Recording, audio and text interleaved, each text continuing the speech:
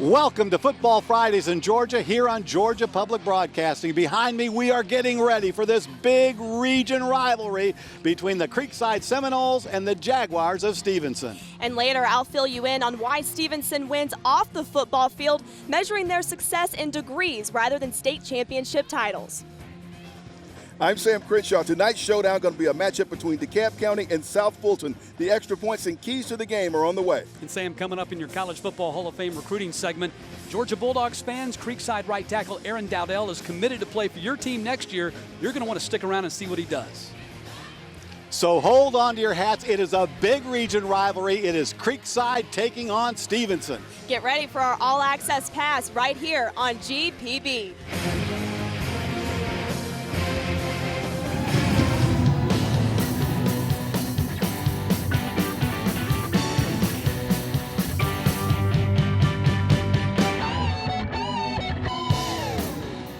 You're looking live at Hallford Stadium. It's week 5 of the high school football season here in Georgia. And tonight, a couple of high-scoring and high-octane offenses will step into our statewide spotlight as the undefeated Creekside Seminoles take on the 2-1 Jaguars of Stevenson High School. Hi again, everybody, and welcome to Football Fridays in Georgia. I'm Mark Harmon, and it is a picture-perfect night for high school football. It really is, and I'm Jackie Britton, and this game also features a pair of very talented coaches. You've got Ron Gartrell in his 28th season, his 20th at Stevenson, and then you've got Will Rogers at Creekside in his first season as head coach. So far, off to a perfect start. They are 4-0. Now, also, our broadcast is a multi-screen experience, so you can connect with us not just on GPB TV, but also on social media, on the internet. Go to the App Store. You can download the app for free at GPB Sports. And if you can see here, we have scores from around the state. And also, if you're not able to watch from your couch, you can also be anywhere else, at the grocery store, I don't know, but you can stream the game live all through the GPB Sports app and interact with us socially. So to explain how all of that works and what's going on the World Wide Web right now is our social media correspondent, Raven Tirado. Raven? Jackie, if someone was watching football in the grocery store, that would be a sight to see. You know that football is definitely bigger than life. But anyway, I'm here to bring you what's trending in the world of sports right now, and it starts here in our home state of Georgia. Good news, Falcons fans. Julio Jones will be probable for the game on Sunday. Moving on. Brandon Powell says all you need is Julio Jones, period. No exclamation mark, just end it right there. And he may be right. Injury report. Our own programming at PBS Frontline said new news, 87 deceased NFL players test positive for brain disease. You know that thing called CTE. So big news in the sports industry. One person said at LA Times, at Engimanetics, if the NFL knew about these risks and kept it from the players, it's criminal. I have to agree. Also, at Michael Hendrick, he said, time to join the rest of the world and replace with soccer. But we call it football, like the rest of the world. That's funny. And who is the baddest? This came from one of our own, John Nelson. He wanted to know who y'all thought were the baddest in the state of Georgia right now. Trent Lowe said, the question said, who's the baddest? Look at Buford's record the last 15 years. Question answered. Also moving on, other people were talking about Colquitt County and whatnot. Maverick Hurley said Calhoun Yellow Jackets Class 3A defending state champs, had a nice meme to go with it. And lastly, we got some nice sweet tweets for tonight's game, Creekside and Stevenson. Throwback Thursday, our last two scores versus Stevenson. We're ready for round 3 at Hallford Stadium at GPB Sports. Guys, you stay tuned with us here at Facebook, on Twitter, Instagram. Tell us what you're doing and how you're preparing for the game. Thank you, Raven. Year in and year out, the Stevenson football program makes sure that they send their players up to the next level. That doesn't just mean playing football, but they are 100% focused on making sure that their players earn a college degree. So Ron Gartrell has the help of his right-hand man and a recruiting coordinator with Corey Johnson. Ron Gartrell is in his 20th season as head coach of the Stevenson Jaguars. His first year in 1996 is the only losing season they've ever endured. However, despite the winning percentages since then, Stevenson has never won a state title. But this football program wins in so many more ways than all the others, largely because of the coaching and recruiting duo of Ron Gartrell and Corey Johnson. We look at the long term, and everybody knows now, this day and time, without a college education, it's going to be difficult for you to succeed later on in life. So we encourage them to use football as a vehicle to try to you get a little money to make sure that you can afford to go to school. I think we work in a range of about 90% of the guys end up getting some kind of grant aid to go to school, whether it's a full, partial. The passion that drives this head coach comes from his own story. Coming out of a home in which nobody had gone to college until I got an opportunity, and I've been blessed to have the opportunity to help young men who were basically in the same type of predicament that I was in. Not many high school students had access to such amenities. The process is made much easier by way of having a recruiting coordinator who acts as a liaison between high school football players and their dreams. It's just about getting their information out, getting the films out, getting the names of the kids and all that stuff. And it makes it easier for that coach to come through and say, hey, I'm going to get this guy a scholarship or an opportunity to play for us. The two have a history. Gartrell coached Johnson ever since he was 14 years old, and Johnson would go on to be the first scholarship player he ever produced. And ultimately, he landed back where it all began. One day we were joking with Coach Gartrell, and we were saying, hey, man, you're getting old, you're forgetting stuff. And he turned around and said, well, all right, you do it then. So I was like, okay. And we went from there. Last year, they had approximately 17 players commit. This year, they anticipate just under that. And it doesn't matter if you're a star player or way down the depth chart. They want every senior to have a chance. I think Coach said it perfect a few years ago. Our success is measured in degrees rather than state championship rings. It's so evident to see the relationship and the mark that Coach Gartrell leaves on his players, building relationships. When I was there visiting this week, Michael Thornton, formerly of the Pittsburgh Steelers and of UGA, was there visiting, and he stays in close touch with Chauncey Rivers, who's now with the University of Georgia. So really a remarkable thing that they're doing over there in Stevenson, Mark. You know, no doubt about it, when it comes to getting kids to get college scholarships, Ron Gartrell is a Hall of Famer. Now, no doubt about that, this game tonight, Creekside and Stevenson, is going to be one whale of a region rivalry. Let's check in now with Sam Crenshaw and Matt Stewart, the two guys who are going to call tonight's game, for a little X's and O's, a little chalk talk, a segment we call Extra Point. Thanks, Jackie. Time now to take a look at our extra point, the keys to tonight's ball game. And Sam, let's start with the Creekside Seminoles.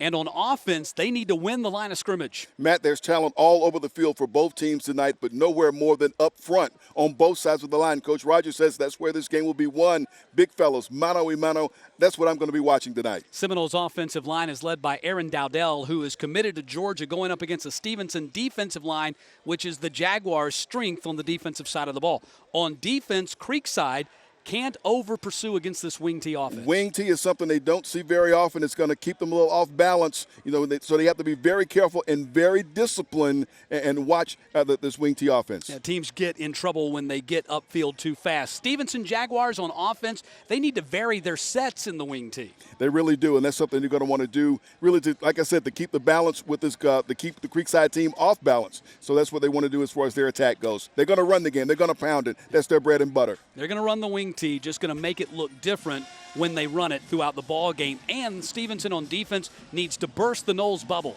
The key to Creekside is the yards after the catch. Linebacker's going to get a workout tonight for Stevenson, but they could be the section that makes the difference. A guy like Carlito Gonzalez, the safety for the Jaguars, also could play a key role in this ball game. Important that the Jags play well in space. Gonzalez is a safety who's committed to the Auburn Tigers. Jackie, that's the keys to tonight's ball game and your extra point. All right, guys, thanks. I was writing that down. Let's face it, it's very difficult to get, caught off guard when things are going crazy throughout your day-to-day activities. So staying fit is very important. And so to express all of that and to inform us of how to stay fit is Patty Nuzzo, the VP of Select Sales for Cigna. And Patty, you're a runner. I am a runner, so yes. This is great for you. So most of us spend hours, using digital platforms. How can we use that technology, not as a hindrance, but to help us stay fit? Well, I'll tell you, one of the best things I ever did when I started running 3 years ago is I wanted nobody to know. Nobody. I got a little app, a 5K app. Perfect. I just did my thing. Nobody had to know I was doing it. The weights start coming off. The heart rate, everything just started getting that much better, much more healthy. With yourself and the app and no one else. Yep, I was competing with myself. Yep. And I like that idea. Yes. How does the Coach by Cigna app work to help people get in shape? Because I'm really wanting to download this now that I know about it. Well, Coach by Cigna is like having your own little trainer in your pocket with you all day long. You put in what's important to you, whether it's exercise, eating, anything like that. There's experts that we've contracted with to help you get through your day, remind you to exercise, remind you to walk, eat the right things. And what about exercises that you can do at your desk? I mean, I think everybody needs to pay attention to this. How does that work? So many things in technology. They have your app will remind you to walk, get up and walk. You've been sitting for 20 minutes, get up and walk. Fitbits now, get up and walk. Have barbells at your desk. Just do that while you're on the phone. Get up, girls, yeah. Get up while you're on a conference call. Just move. You have to move. Couple of squats maybe? Yep, exactly. Yeah. Love it. Awesome. Patty, Yep. Thank you very much for joining us. That will do it for this signature moment. Mark, we'll send it back to you. All right, we're getting ready for this big game tonight between Creekside and Stevenson. Let's check in now with John Nelson, who's standing alongside the Creekside head coach, Will Rogers. John. And Mark, I know that he's heard the joke a million times, never met a football game he didn't like. So think of your Will Rogers quotes. He's heard them. That's right. He's an alum. You were down at Valdosta under Rance Gillespie. Yes. What's it like to be back home? It's great. It's an honor. Definitely, it's a dream job for me. Again, like I said, I know the community very well. Know the administration very well. Just an honor to be back and have the opportunity to lead my program, high school program. So in this sub-region game, it's big. What's it been like at practice this week, getting ready for a traditionally tough Stevenson squad? We didn't have a problem getting them up this week. They were ready to go this week. They were excited about this one. Again, this one, like we played these guys twice last year, and again, it was a dog fight both times. So they were excited about this one. So now you've never met an interview that you officially haven't liked, right? Absolutely, absolutely. Thanks for your time. Go get it. No problem. Thank you, guys. All right. Will Rogers, Mark, that's the early word from the Creekside side. We'll have Stevenson with Jackie in a bit. Back to you. All right, John Nelson, thank you very much. Coming up, a lot more to come on the All-X-Pass, including Matt. He drops by to talk a little recruiting. That's right, and later we'll see what fans are saying online, so make sure you're getting involved with us socially. That and a big check presentation coming up later, much more, and Football Fridays in Georgia as our All Access Pass continues on GPB. Nothing prepares you better for a great career than the Technical College System of Georgia. TCSG colleges produce graduates with the knowledge and training today's top employers are looking for. With campuses across Georgia, state-of-the-art facilities, and outstanding instructors with real-world experience, it's the kind of affordable college education that will fast-track you into a rewarding career. We're building a better future for you. Contact the TCSG College in your area today or go to tcsg.edu. Joe gets up at 7 a.m., washes his face, gets dressed, grabs breakfast to go. He then patiently waits for the bus, chats up his classmates, goes to school, doesn't go in. Great act, Joe, but you're only fooling yourself. Good morning. It's 8 o'clock. Wherever you are in Georgia, we're glad you're listening. We're hearing from people all over the state right now supporting their public radio station. Thank you for 88.5. What a great news station. At last, thoughtful and intelligent information and discussions during the day. Our reporting is more reflective of the community around us. GPB is here for you every time you need us. We want to be a part of the community that is Georgia. Thank you. Thank you. Thank you. Thank you for your support. One of Africa's greatest treasures. There are very, very few places like this on the planet that today needs saving. The park almost died. This is the story of a park's rebirth, an elephant's might, and a lion's will to survive. Because everything Gorongosa was, it will be again. Tuesday at 8 on GPB.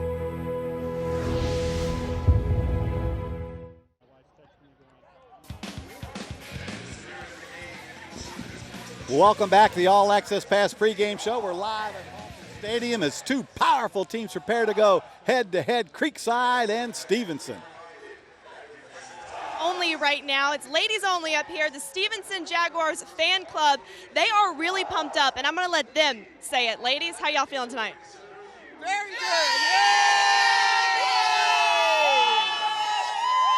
They're almost speechless. They won't be speechless during the game. I know that's for sure. We're going to have some fun up here, Mark. For now, I'll send it back down to you. All right, thanks very much, Jackie. Time now to talk a little recruiting with Matt Stewart, our play-by-play man on our College Football Hall of Fame recruiting roundup. And right off the bat, we're going to talk about a Creekside offensive lineman who's going to play his college football close to home. Yeah, this is a good reason for Georgia Bulldog fans to watch tonight. His name is Aaron Dowdell, plays right tackle for the Creekside Seminoles. ESPN has him ranked as the number 36 offensive guard in the country. 6'4", 290 pounds senior. Coach Will Rogers says he's everything that he expected him to be, leads the offensive line, sets the standard for that Seminoles offensive line. Wears the number 75, which is the same number that his head coach Will Rogers wore 15 years ago when he played for the Seminoles. The other guy we're going to keep a look at is their quarterback, is going to play next year for the Black Knights of the Hudson. Indeed, Felix Harper is committed to Army. 3-year starter for the Seminoles. He was the starting quarterback as a sophomore on Creekside's 2013 state championship team, and he has really grown under the leadership of offensive coordinator Enrico Hines. You might remember that name if you're a longtime high school football fan here in Atlanta. Played at Riverdale High School, went on to play at Middle Tennessee. He has really helped Harper develop, who has thrown for 938 yards in his first 4 games and 9 touchdown passes. All right, over on the home side, the Stevenson Jaguars, they've got a great safety in Carlito Gonzalez. Yeah, the strength of their recruiting class is really in their junior class. Carlito Gonzalez is already committed to Auburn, even though he's just a junior. ESPN has him ranked as the number 19 safety in the entire country. And head coach Ron Gartrell says Gonzalez is a wrecking ball. He's 6'2", 200 pounds, a really big safety. In fact, so big that Gartrell and that coaching staff considered moving him to linebacker, and that may be a position at the next level he actually grows into. How about Aaron Sterling, the big defensive end? He's got a lot of big schools coming after him. Yeah, Sterling is another reason why you're going to watch the line of scrimmage for Stevenson tonight on the defensive side of the ball. Sterling already has offers from Alabama, South Carolina, North Carolina, and California, and he's just a junior. He has 5 quarterback sacks in just 2 games. He did not play against Banneker last week when they won 47-0. Held him out, had an injured arm against American Heritage, and he still has 5 quarterback sacks, has a pick 6, 6'2", 255 pounds, and he's going to keep that Creekside offensive line busy tonight. All right, nobody knows recruiting like Matt Stewart on our College Football Hall of Fame recruiting roundup. Thanks very much. Thank you. All right, Jackie.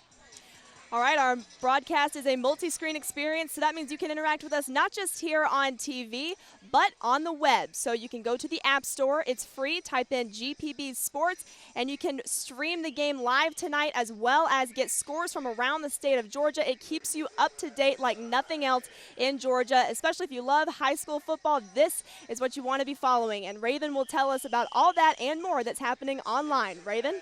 That's right, Jackie. Creekside's already talking to us tonight, and it comes from @Mama Branch. She said, got my @Creekside_tribe hoodie. I'm ready for all #Creekside fall and winter sports now.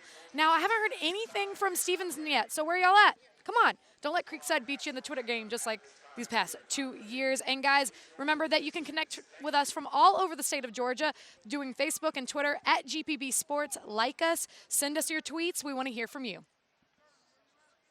All right, now we're going to send things over to John Nelson, who's on the field for the Cigna presentation. He is with Gary Edwards for a very big check presentation. John? Here with Gary Edwards and with Ron Gartrell from Stevenson. Ladies, if you would please. There we go. There it is. It is a fantastic donation from Cigna to Stevenson. Coach Gartrell, thanks for letting us be a part of your Football Friday. Thank you, guys. We've done it several times, and hopefully this one's as excited as the ones before. All right. You know he's ready to coach a football game. Gary, thanks again for being a great partner with us here at GPB. We're excited to be a partner again this year and very happy to present the check to Stevenson. Gary Edwards, Ron Gartrell, Cigna. There's the check.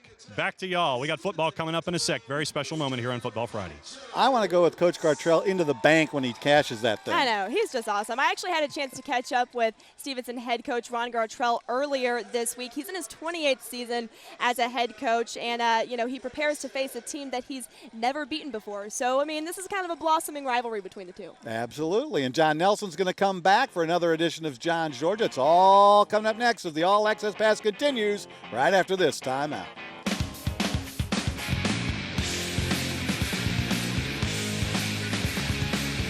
Football Fridays in Georgia on GPB is made possible in part by Regions Bank, It's time to expect more. Georgia's Electric Membership Corporation, lighting the way. Technical College System of Georgia, learn more, earn more. Cigna, together all the way. And viewers like you, thank you.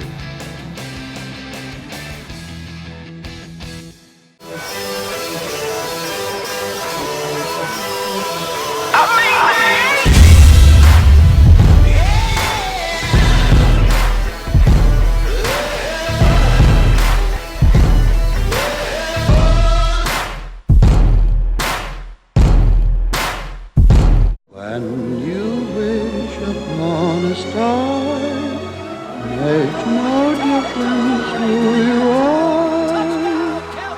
Anything your heart desires will You just won the Class 2A state championship. Where are you going? I'm going back to high school. your dreams come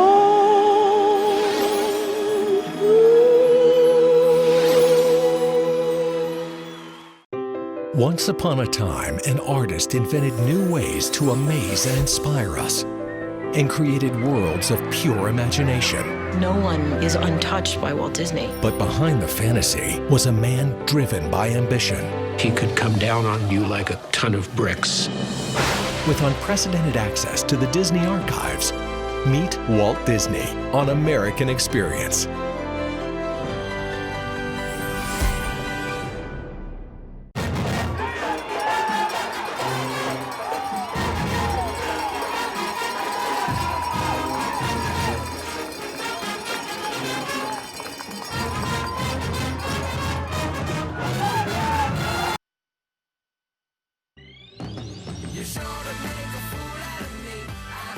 Welcome back to GPB's All Access Pass pregame show as we get ready for this big region rivalry between Creekside and Stevenson. Creekside won a state championship title at the Georgia Dome 2 years ago, and then Stevenson is a perennial playoff powerhouse. This is sure to be a great game. All right, we now welcome into the program the author of 5 books, 2 on high school football in the great state of Georgia, a segment we call John's Georgia, brought to you by Georgia EMC. All right, topic number 1, you head down to Region 3, 5A. And we're going to spend some time in Slash Pine and Okefenokee EMC for a look at Coffee and Ware from last week.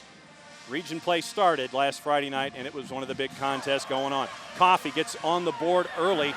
Play action there, and they get the first points on the board, but from the rest of it, it was all Ware County. Coffee had problems on special teams. Not one bad snap on punt, but it was 2 bad snaps on punts. They would win 23-13. That's it for topic number 1. Mark in 5A. What's topic number 2? You're going to talk about the number 1 ranked team and the defending champions in Class 5A. And that is Northside. And for that, we're going to spend some time in Middle Georgia EMC for Northside and Lakeside Evans. And it was all pick 'em up and put 'em down for Kevin Kinsler and the Eagles. It was 70 points on the board. Another big effort for Northside. Middle Georgia was rocking last week, and they're playing each other tonight, and they played yesterday. So Northside Warner Robins on a roll. That's it for topic 2. It's topic 3. You're going to tell us all about the toughest region in Class Single A. The Region of Doom. It is Region 2 Single A, and we're going to catch up with folks in Okefenokee REMC and Slash Pine EMC. We caught up with head coach Rich McWhorter of Charlton County, who gives his assessment of the toughest region in Single A this year. Well, this year, in my opinion, right now, I think Clinch County is probably the favorite. Best talent by far in Class A. And then, of course, you have last year's state runner-up in Irwin County in our region. And then you have, of course, teams such as Telfair and teams such as Turner who are much improved. And they have certainly done that, Mark, because Charlton and Irwin are playing tonight at Indian Field. And That's it for topic 3. He drives around in that truck with that Charlton County Indians on there. The big truck with the Charlton County Indians on it. All right, that's John's Georgia, brought to you by Georgia EMC. Jackie, take it away.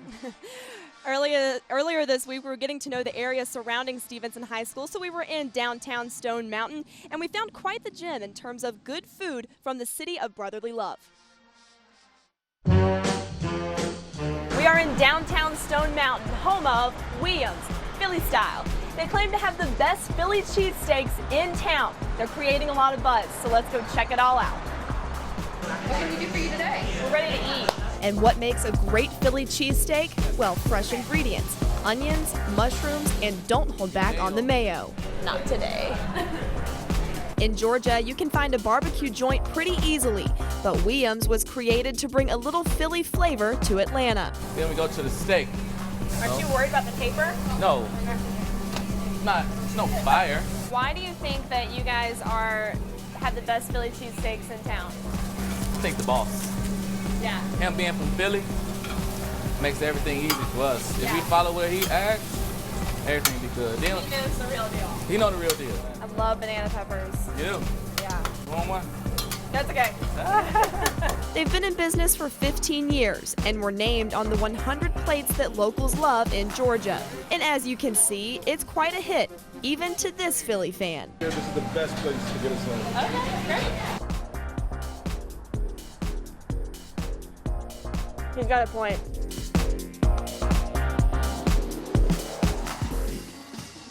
And as you can see, Michael there talking about the boss who brings the Philly flavor, and he certainly does. He's a native of Philadelphia, so you can be rest assured that there was definitely a service of excellence there in those cheesesteaks. So Ron Gartrell is the only coach the Stevenson Jaguars have ever had. He has won 197 games in his career, 163 of those at Stevenson, but he has never beaten the Creekside Seminoles, and he wants to change that tonight. Coach, Creekside was a tough opponent for you guys last season. What is it about the way they play you that makes them such a challenge?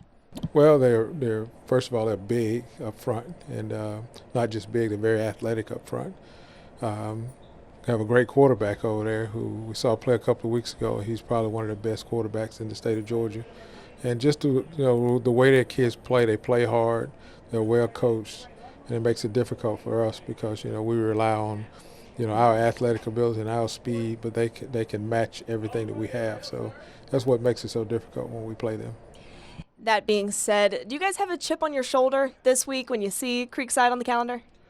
Well, we've had a chip on our shoulder, but now that the week is here, the chip is gone. So a lot of work to do, a lot of practice, things that we need to do to get ourselves ready, preparation-wise. And last question, what has been your message to the team this week? Well, actually, I hadn't met with the team yet, but the message is going to be, we just need to play our style of football. Offensively, I think we got a pretty decent game plan already in place.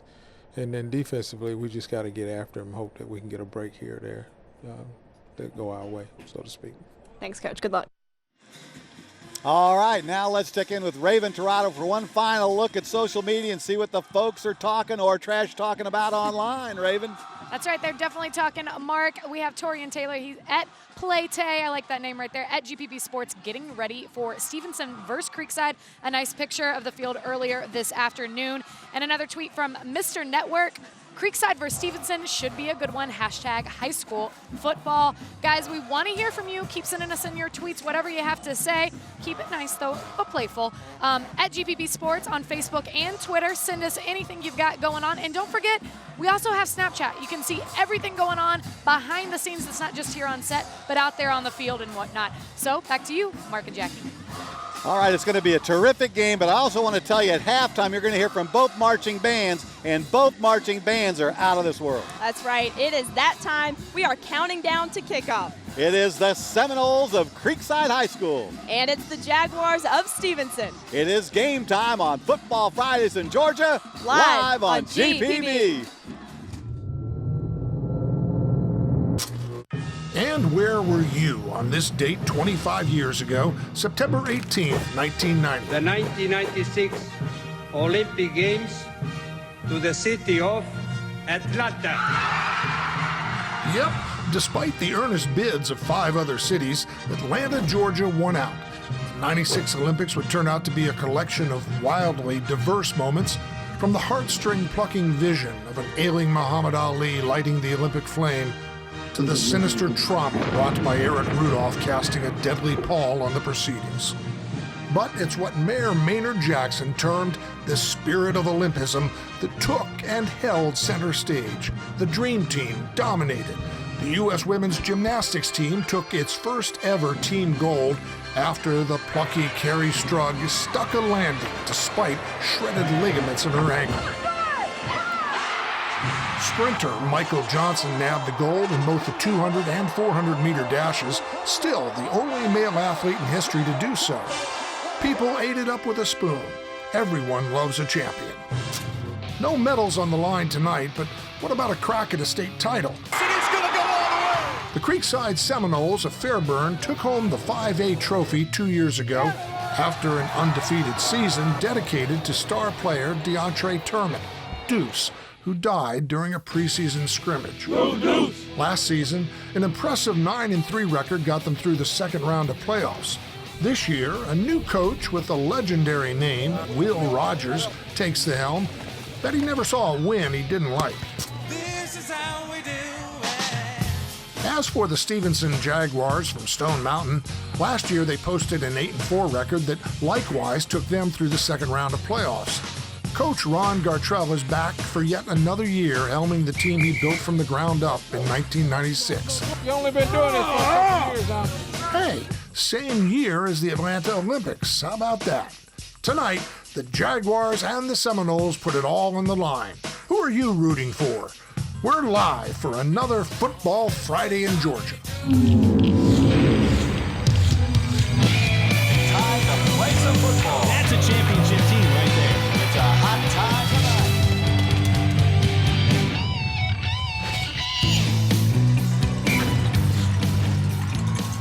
tonight. Welcome to James Halford Stadium in Clarkston. It's another Football Friday in Georgia on GPB tonight. Region 6 5A action as the 4th-ranked and 4-0 Creekside Seminoles meet the 2-1 Stevenson Jaguars. And good evening, I'm Matt Stewart, joined by Sam Crenshaw. And Sam, until last season, these two talent-rich programs had never played each other until the Georgia High School Association put them in the same region, and it has quickly become an intense rivalry. Why? Because there are a lot of talent on both sides of the field and great winning traditions, one from DeKalb, one from South Fulton County. We're going to see that acted tonight, and now there's a chance they could play each other a second time. Yeah, that's what happened last year. They played twice last year, 28-14, almost exactly a year ago, right here on GPB at Arrowhead Stadium. Then they came back and played again for the Region 6 5A championship, and Creekside beat them again 34-27. Now, new Creekside head coach Will Rogers said this is going to be a line of scrimmage game. The game's going to be won on the line of scrimmage. He's got a war daddy up front on his offensive line, Aaron Dowdell, who's committed to Georgia to help him win that battle. He's a big guy. Of course, they got veterans on that offensive line. They got a lot of seniors, guys who were part of that state championship team for 2 years ago, but he, by far, is the bell cow. He's the guy that handles the business and really the big leader up front. Dowdell is 6'4", 290, and ESPN has him ranked as the number 36 offensive guard in the entire country. Now, Dowdell and that Creekside offensive line going up against the strength of the Stevenson defense, and that is their defensive line, which is led by their defensive tackle, Aaron Sterling, who already has 5 quarterback sacks in just 2 games. And some scholarship offers with still another year to go in school. Does Dowdell. One of those offers come from Alabama, also South Carolina, North Carolina, and Cal Berkeley are looking at this young man right now. So we want to see a great action and a great active night for him in this game. Yeah, Sterling is one of just 3 D1 prospects on that defensive line for the Jaguars. Joining Sterling up front is Dennis Wanham, who is committed to Iowa State, and Michael Pitts, who is committed to Cincinnati and has had a big impact in his first year here in the Stevenson program. Now, the third member of our team is John Nelson, and he's down on the sideline. Nelly? Good evening, Matt. Good evening, Sam. Thanks to all of you accessing us however you are doing so. GPB TV, gpb.org, or the GPB Sports app. Matt, you and Sam have talked about Stevenson and how traditionally deep they are when it comes to the talent pool.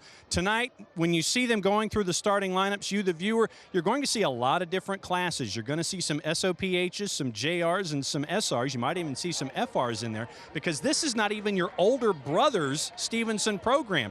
You've got freshmen, you've got sophomores, you've got juniors, you've got seniors. They have 31 freshmen in the program Ron Gartrell does right now. So despite what you see when it comes to class name, there's experience across the board. There's depth. They're getting folks back healthy. So it will be an interesting test to see how this young, experienced Stevenson squad goes up against Will Rogers and the Creekside squad across the way. Let's send it back upstairs and light the candle on some more September football, guys. All right, Nelly, and there is Ron Gartrell closing in on 200 career victories, his 20th season at Stevenson. a record of 163 and 61. Overall, 28 seasons with 197 victories, and that includes his 8 seasons at Shamrock. And he is the only coach that Stevenson has ever had. Will Rogers has returned to his alma mater, where he played for Amos McCrary on their 2000 state semifinal team. And Will Rogers in his first season 4-0. He, after playing college ball at Mississippi State and getting the shot with the Titans in training camp, joined Amos McCrary on his staff at Whitewater. He was actually on the Valdosta Wildcat staff last year, playing for head coach Rance Gillespie, or coaching with head coach Rance Gillespie. And then his offensive coordinator was Tommy Watson, who was a teammate of his at Mississippi State. So, Creekside will receive the opening kickoff. And we got a flag already. Right from the start. Could we be offside on the kickoff? Well, Stevenson has had all kinds of problems in their kicking game, and Ron Gartrell very worried about that aspect. Because that's something he's always had, always been a strength of their program down through the years, but not this year. So the penalty mark-off of 5 yards will go against Stevenson, so they'll kick it off from the 35, and now Creekside moves up their receivers to the 20. That's the freshman Darian Tisdale, who they believe is going to be a really good kicker, but he's just a freshman.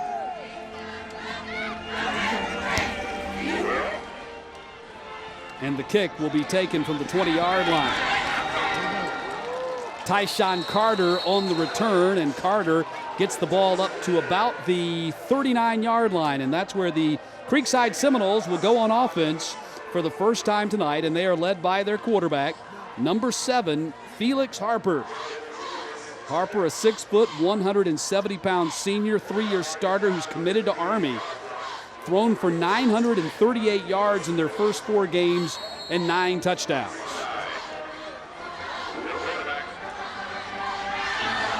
Official spot will be at the 38. That's number 4, Sabri Curtis, who lines up in the backfield next to him, 5'11", 175 senior, who's rushed for over 500 yards in the first 4 games. And to the air they go right away, and a completion to Willie Jennings. And Jennings down across the 40 into the 39. And a pickup of 23 right away. They go right to work with the pass in the middle. We've heard about the bubble screens they like to do, but here's one right across the middle of the field. Jennings with a nice catch, and they're moving the chains to start the game. So a 1st and 10 for Creekside at the 39-yard line.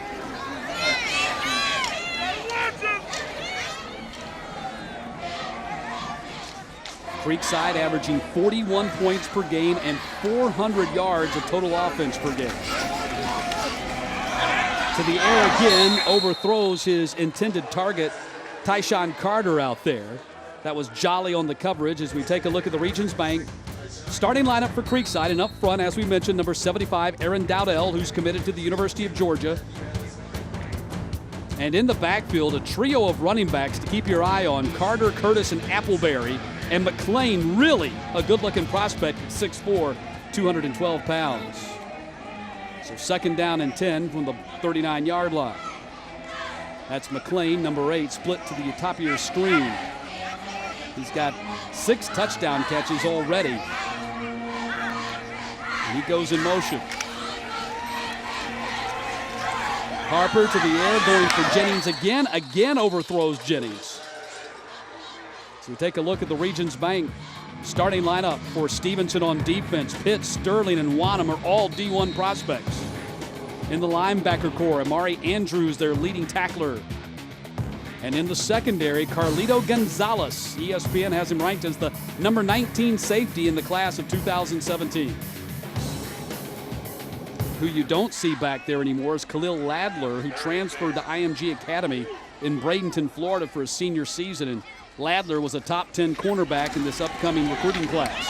Pass completed to McLean. McLean on his feet and has a 1st down inside the 25-yard line, driven out of bounds by the safety Eugene Brown. And there's the bubble screen we'd heard so much about that they love to do. This is their bread and butter.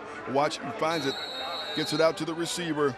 McLean makes the catch, and then he eludes the defenders. The yards after the catch is what Stevenson's defensive unit has to try to guard against tonight. 1st and 10 from the 26.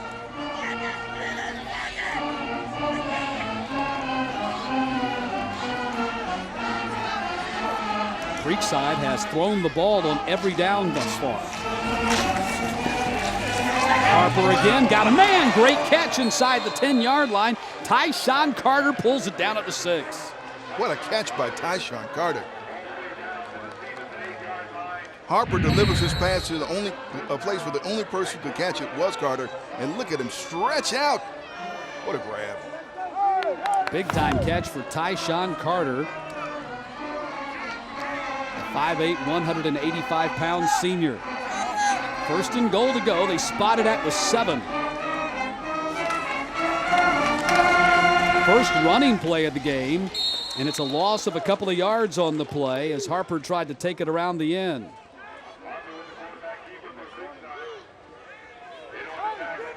Here's Will Rogers in his first season as the head coach of the Creekside Seminoles, back at his alma mater, a welcome back Cotter type situation for him. Back when he played for Amos McCrary and Creekside, his final 3 seasons, 35-4. They reached the state semifinals. Their only loss that year, the Statesboro in the semifinals at the Georgia Dome. Pass thrown incomplete, trying to connect with Kelvin Freeman, and now it's going to be 3rd down and goal from the 9. Harper threw that one kind of low, right down at his feet. Not much Freeman could do with that one.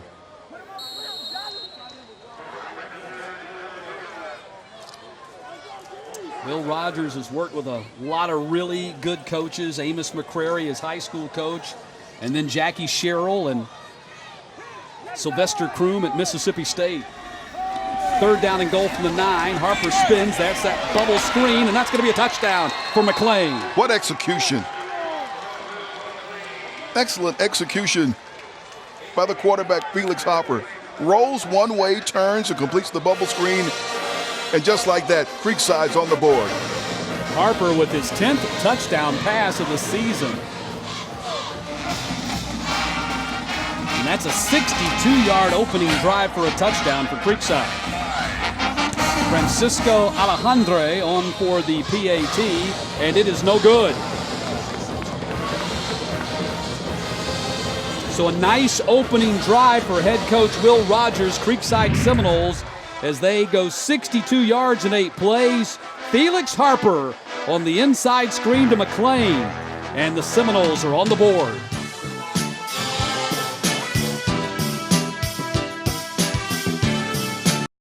This moment, getting here took 3 years of sleepless nights and postponed vacations. Your dad said play it safe. Your husband kept the faith. But franchising is why you partnered with Regions in the first place. We share your vision for moving forward. And at moments like this, Hi, Steve. that makes all the difference. Is your business at a turning point? Regions. You exercise. You choose the salad, occasionally. But staying well, physically, financially, emotionally, is hard on your own. So Cigna's got your back and your knees 24/7. Cigna's there to answer your questions, or when you need some coaching. In sickness and in health, Cigna's there, helping you to get well and stay well. That's having a partner who's with you all the way. Cigna. Nothing prepares you better for a great career than the Technical College System of Georgia. TCSG colleges produce graduates with the knowledge and training today's top employers are looking for. With campuses across Georgia, state-of-the-art facilities, and outstanding instructors with real-world experience, it's the kind of affordable college education that will fast-track you into a rewarding career. We're building a better future for you. Contact the TCSG college in your area today or go to tcsg.edu. At the heart of our community are the businesses that don't skip a beat. Georgia's electric membership cooperatives stand behind local commerce. Whether keeping farms running or shining a light on new ventures, we bring business, large and small, to our communities. Creating jobs, driving development, supporting dreams. Georgia's EMCs, powering our businesses, lighting the way. 4th-ranked Creekside jumps out to a 6-0 lead on the Stevenson Jaguars here at Halford Stadium. Your TCSG touchdown replay and the 9-yard touchdown pass from Harper to McLean. Perfect execution. Rolls out and gets him on the screen, crossing screen, in for the touchdown. McLean has caught 7 of Harper's 10 touchdown passes. That young man is about to blow up on the recruiting scene. 6'4", 212. You saw his skill set a number of times on that 8-play, 62-yard drive. He is going to be a big-time prospect. Really is. The yards after the catch, the diving catch that he made, tremendous talent. Ball taken at the 24-yard line. Return comes up to the 43, and that's where the Jaguars will be on offense for the first time tonight. Eugene Brown, I think, on that return. And so good field position for Stevenson, but they start this game already down a touchdown. And there's their quarterback, the junior, Xavier Shepard. 5'11", 175. You see his accuracy has not been great in their opening 3 games. Just 12 of 29 for 141, a touchdown, and 3 interceptions. But they love his athleticism.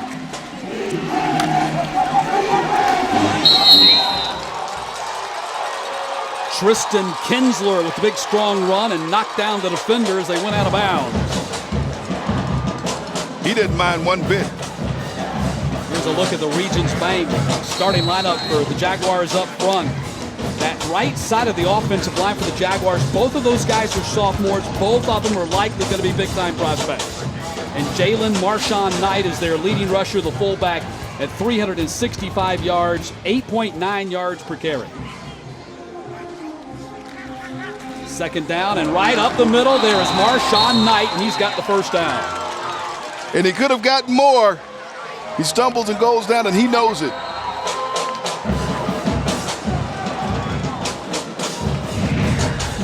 Marshawn Knight here takes the handoff. Look at the hole they have for him here. And he's got running room and just falls down. That was the tight end, J.D. Mosley, out there clearing the way for him as well. 1st and 10 from the 43. Marshawn Knight again out of bounds at the 39, picked up 4 on that play. You take a look at the Regions Bank starting lineup for the Seminoles on defense. All youngsters up front, juniors and sophomore. Dennis Jackson, Sedante Fuller, their team captain there at the Mike linebacker position. And in the secondary, DJ Brown already has 7 offers to corner, including UCLA, Kentucky, and Purdue.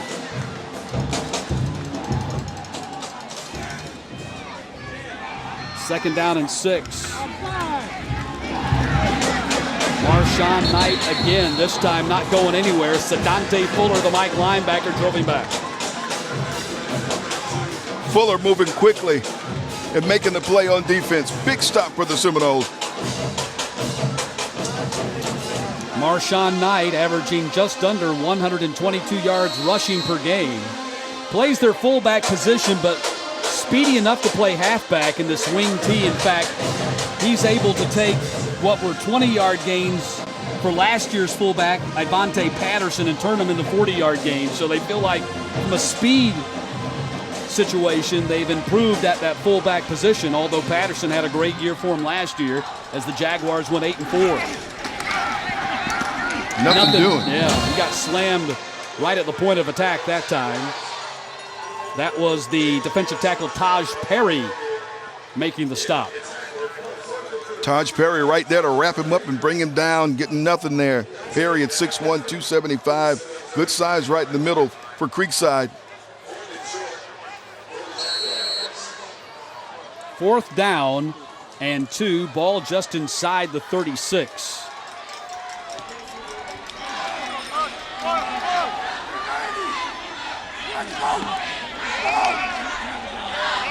And movement up front,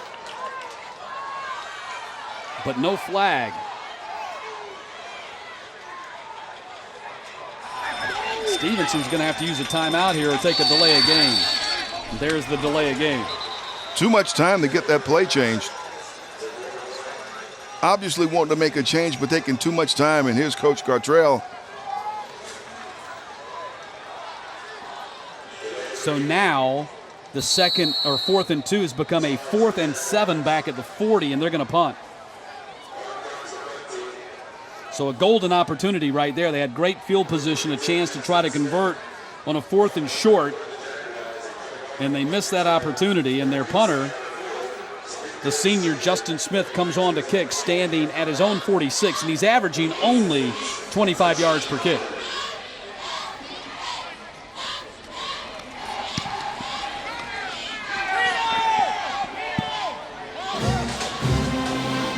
Takes a favorable bounce for Stevenson, rolls dead at the 11, and that's where Creekside will go on offense for the second time as we go down to the sideline and John Nelson. Now, the two of you know, normally when folks punt, if you don't want your team to punt, what's the first name that comes to mind that you yell to get your players out of the way? Peter, right? Peter. So there's a Peter over here on the Creekside sideline, last name Warwick, and he's in a golf shirt and he's helping out on the Creekside side. He's had kids move into the Creekside district, and he's kind of turning into a de facto coach because he wants everyone to learn what he learned, being one of the most incredible wide receivers and kick returners Florida State University's ever had, says the alum class of 19-something or other. But he wants to make sure that the Warwicks that are currently in that Creekside district make their way to Tallahassee as well. So it's kind of an interesting bit of FSU celebrity Seminole news working on the Seminole side for high school too. Yeah, Peter Warwick, what a story. Two-time All-American at Florida State, 6 seasons in the National Football League. And, I mean, he was up for the Heisman Trophy. Yeah, yep. Fantastic talent at Florida State. Working the sidelines for the Creekside Seminoles. I tell you what, we would have quite a game if we just had the assistant coaches play each other for these two teams. Nothing doing on the handoff to Curtis as he got stopped in his tracks, and that was the defensive tackle, Ivan Staples, who was there first. There's Staples, 18. Staples is there first, and then 18, Eugene Brown, the safety, comes in to help clean it up. So 3rd down and 13 now. Ball back at the 8. Seminoles going in reverse. Harper steps up in the pocket and fires, and he's got a first down. That's Khalil McLean again. And McLean has a first down at the 33. Might we have another game like last week when Dominic Blaylock, the freshman for Walton, had over 200 yards receiving? McLean is off to a night similar to that tonight. He really is. He has come out and made great plays and caught practically everything that's come his way. A nice catch, one hand pulled in here. Sabri Curtis off and running, and Curtis down the sideline, steps out of bounds at the 36-yard line. 31-yard pickup for Sabri Curtis. Watch the concentration on this. He's in motion, keeps his eye on it, hauls it in, and now follows the blocks.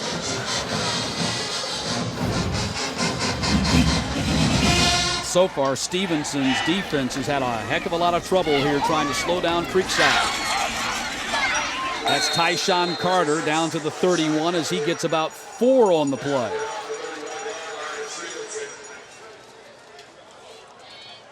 But going back to what I was saying, over there on the Creekside side, you've got wide receivers coach Peter Warwick. You've got an offensive coordinator and Enrico Hines, who started at Riverdale, played at Middle Tennessee. Over here on the Stevenson side, you got running back Raymond Sanders, who started at Kentucky. Right. And you got DeMario Mentor, who was a star corner, played in the National Football League, star corner for the Georgia Bulldogs. Curtis cuts back, a flag is out. Still going. Curtis inside the 15-yard line, but this one might be coming back.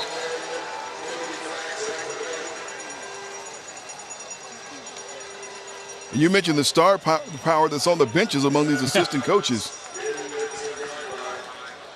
Danny Mathis signals holding. That will erase the run by Sabri Curtis.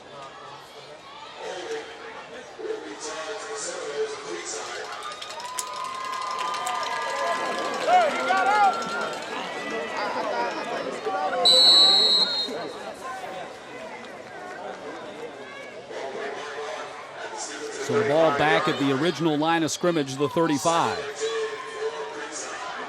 Remember, a holding call in high school football is marked off from the spot of the foul and not the line of scrimmage. So that's why you've got a 2nd down and 10 here. Ball is nothing. Did the ball come loose? And Stevenson's signaling they have it. And they do. Yep, Stevenson is on top of it. So the Jaguars dodged the bullet right there as Creekside was moving on them again, and they'll take over at the 35. Take another look at this one. Handoff never gets there. Ball just drops right out. Not a clean exchange. And now Stevenson's back in business. 1st and 10 from the 35. Nothing doing for Marshawn Knight as he got wrapped up right away. Demetrius Lofton, the defensive end, number 52, I think was the first guy to get there. And Sedante Fuller helped clean it up. Fuller's a very active guy there in the middle. He's been on a lot of stops already tonight. He's a busy guy.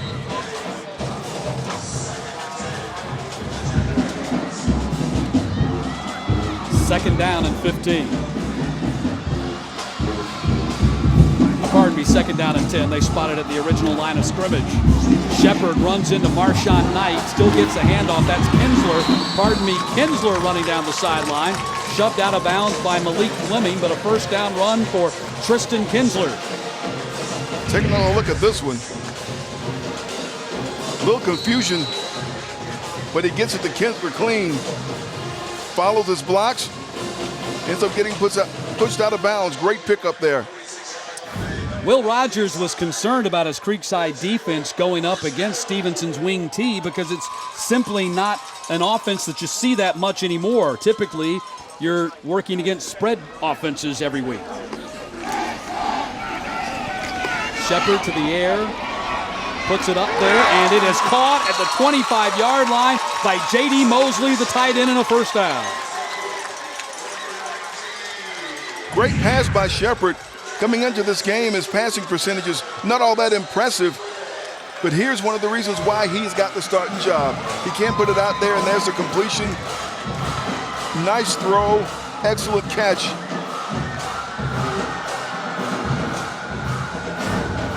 First and 10 for the Jaguars at the 24-yard line. Big run. Marshawn Knight inside the 10-yard line finally. Shoved out of bounds by DeJuan Duncan, the linebacker. Take another look at this one from ground level.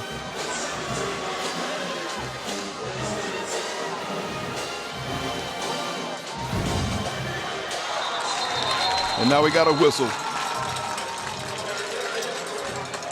Got a penalty coming up on Creekside as Dennis Jackson jumped off sides.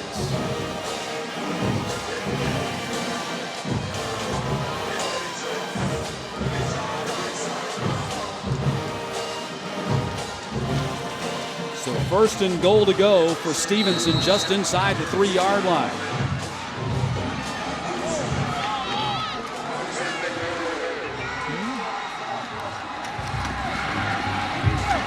Marshawn Knight inside the 1. See number 74 right there, Dylan Wanham, 6'5", 275 sophomore. Part of that sophomore right side of the offensive line for Stevenson that they are pretty confident is going to be a big-time offensive line for them in the next couple of seasons. Next couple of seasons? Looking all right now. Second down and goal. Did the ball come out? Creekside says they have it. On the snap, did the ball come out? Seminoles say yes. And it looks like Stevenson got back on top of it inside the 1. So third down and goal. Not a clean exchange on the snap.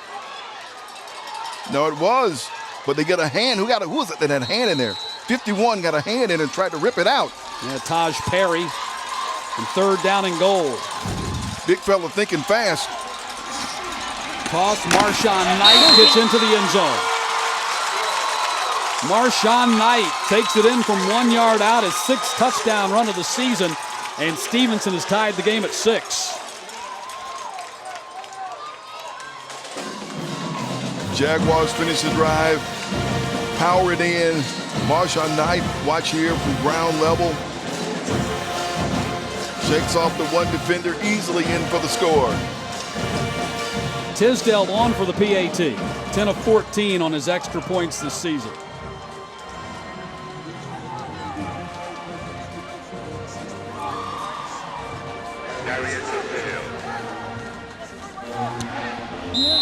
And Stevenson has taken a 7-6 lead.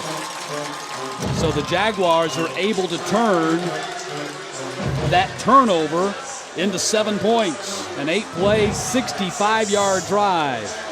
As you take a look at Stevenson's current college alumni well, there are playing a lot of football, them, huh? And this is just a partial list, by the way. Yeah. We don't have enough time to get to everybody. But Darian Herring is Vanderbilt, Raphael Kirby at Miami, Jonathan Wynn at Vanderbilt, Dallas Rivers at Vanderbilt, Tyler Jones, NC State, Isaiah Zuber and Dexter Neal, Chauncey Rivers. All those guys were on the team last year. They're freshmen now. Zuber at K-State, Neal at South Carolina, and Chauncey Rivers at Georgia. That's just a part of the list. Signing day for a number of years has been a special event at Stevenson High School.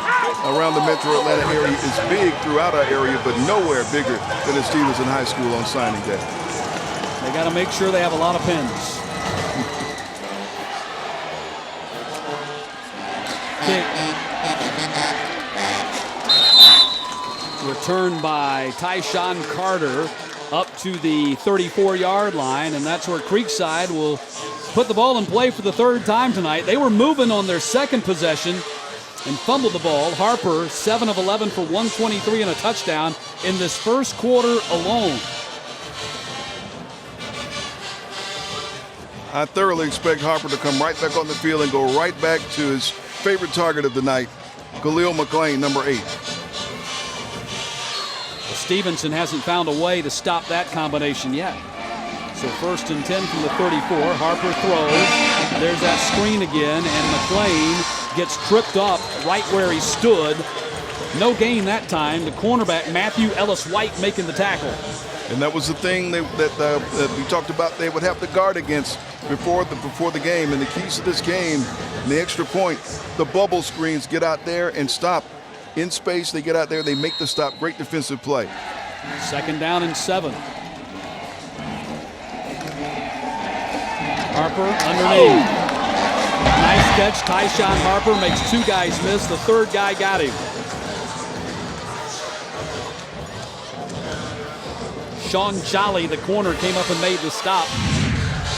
Carter makes this catch and then takes a lick, or he kind of gives a lick right there, and then picks up a couple of more yards.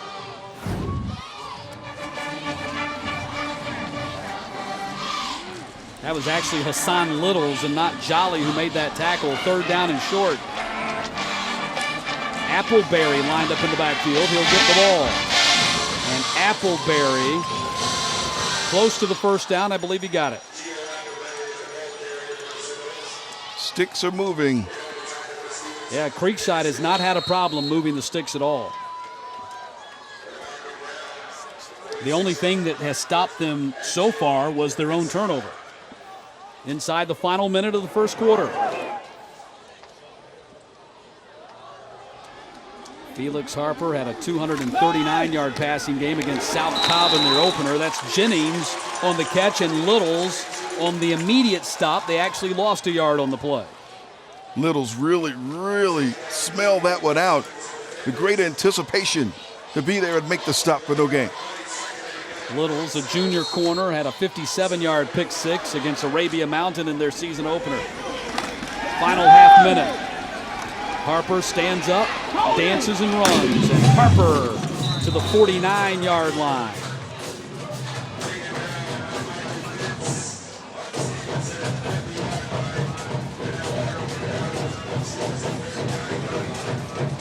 Michael Pitts on that tackle. 6'4", 255 senior, a transfer from Shiloh, who's committed to Cincinnati. Been an impact transfer for Stevenson as the first quarter comes to a close. Yep. Good first quarter. Lots of ball, lots of movement. 7-6 Stevenson. Creekside got on the board first on the touchdown pass to McLean.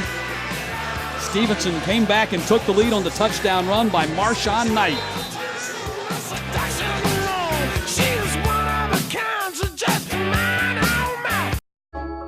At the heart of our community are the businesses that don't skip a beat. Georgia's electric membership cooperatives stand behind local commerce. Whether keeping farms running or shining a light on new ventures, we bring business, large and small, to our communities.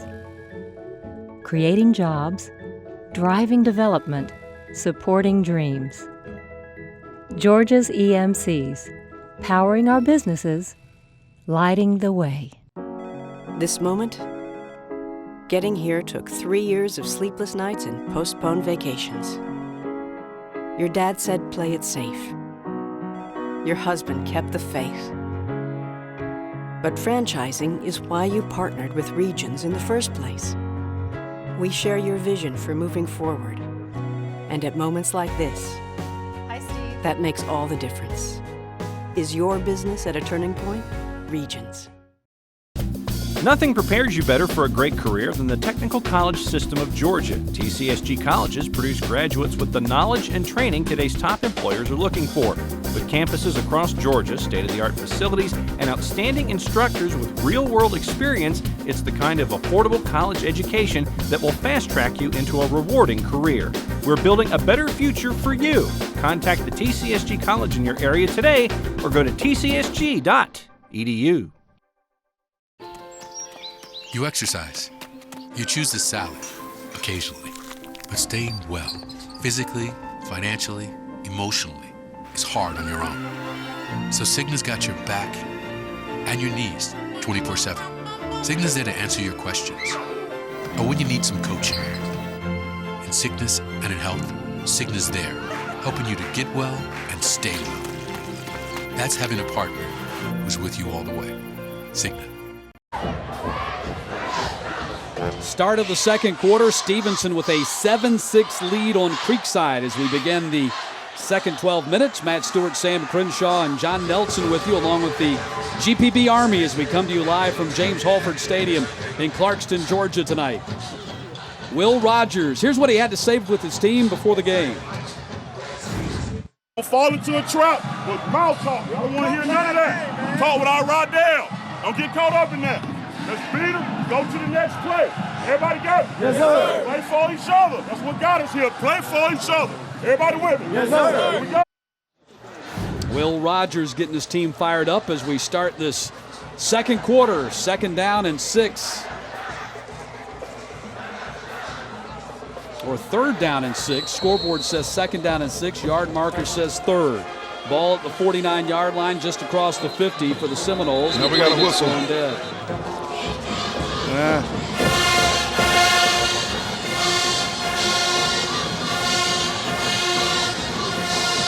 5-yard penalty coming up against the Seminoles. Coach Rogers not happy about that. You come out of a timeout, you go out in your first play from scrimmage, and now you got a penalty.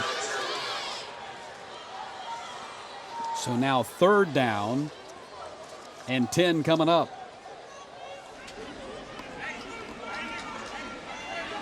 Second penalty on Stevenson, or Creekside's third. Creekside with 134 yards of total offense in that first quarter. Harper to the air, got a man, McLean, and can't come up with it.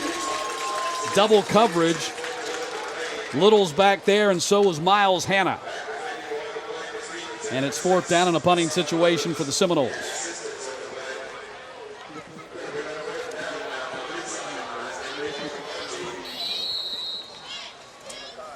So McLean will punt for the Seminoles, standing back at his 31-yard line.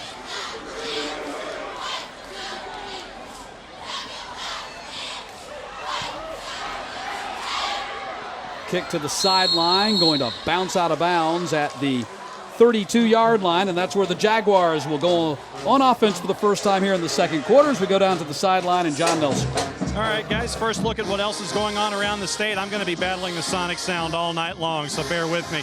Ware County leading Richmond Hill 42-14. That's late second quarter, halftime. LaGrange beating Mary Persons by the score of 7-6. Lanier beating Cedar Shoals 28-0. Also on the board, Camden County, they are rolling right now. They're up 28-0 on Wayne County.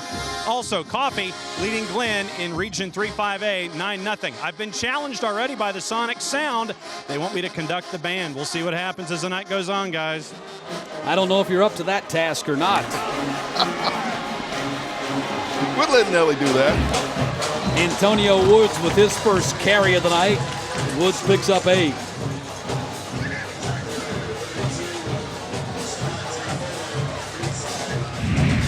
Here's another look.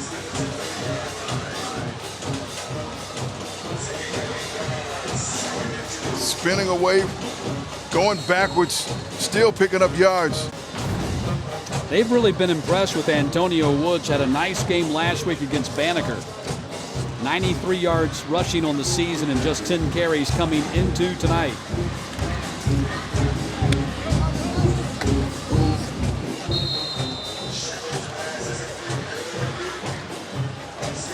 Khalil Newton making that catch for the Jaguars, and that will be short of the first down. They barely got anything, if anything, on that play. DJ Brown there for the stop. Number 1, the juniors. Excellent secondary for this Creekside team. They're one of the strengths of this team. And you saw why right there, Brown making that stop. Yeah, DJ Brown, a junior first-year starter, already has 3 interceptions this season. Third down and short. Keeper Shepard, and Shepard not going to get there.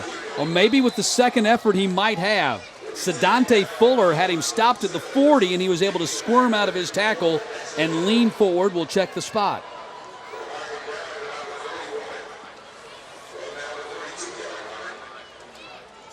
And they're going to measure. That second effort may have gotten it for him.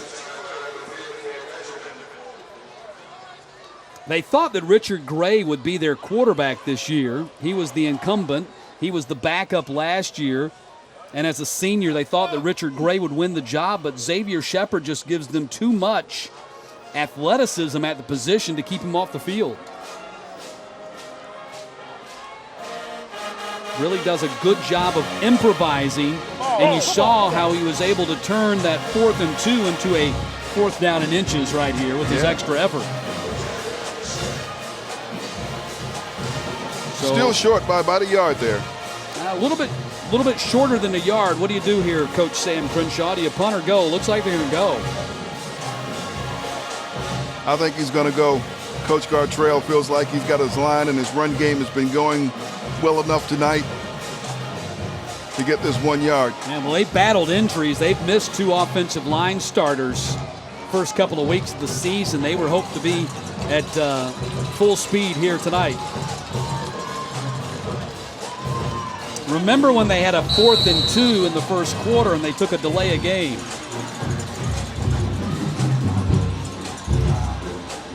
We're trying to dry them offside. It's not going to work. It's exactly what happened the last time they were 4th and short.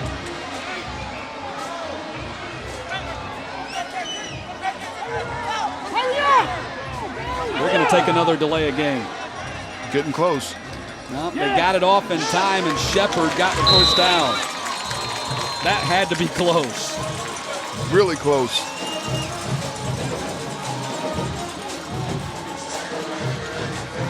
Well, here's what Ron Gartrell told his team before the game. Start this game fast. Stay fast and do what? Finish strong. We talked about everything we need to do. You know what you got to do. Let's go out there and get it done. We're the better team tonight. We're the better team tonight. And I need some dogs out there tonight. You understand? Yes, sir. Ron Gartrell in his 20th season as Stevenson's head coach. They got off to a fast start, leading 7-6 here early in the second quarter. Creekside scored first. Stevenson came back after forcing a turnover and drove 65 yards to take the lead. And to take a look at the Stevenson Jaguars resume since 2000, they've been in the playoffs every year, 15 straight seasons during that stretch. They've won 145 and lost just 39. 7 region championships in school history came in a 9-year span. 38 SEC signees in the last 11 years. They've had a total of 8 players reach the National Football League. That's pretty amazing stuff, isn't it? Really is what that man has done since the inception, since the opening of this school. Coach Ron Gartrell. 8-4 a year ago, defeated Alexander in the first round of the state playoffs, lost to Stockbridge in the second round. Stockbridge made it to the semifinals. Best season came back in 2005, went 12-2, reached the state semifinals. That's as close as they have gotten to a state championship. Shepard back to pass. It is complete at the 40. J.D. Mosley steps out of bounds. But that's a big first down. Let's see where they spot it. Way back at the 38, but enough to move the sticks. Shepard doing what got him the job, the starting job. There he is, moving, looking, and making the completion. Gartrell told us that Mosley was yet to break out, but they felt he was a really good tight end. That's 2 catches for Mosley here in this first half. So 1st and 10 from the 38.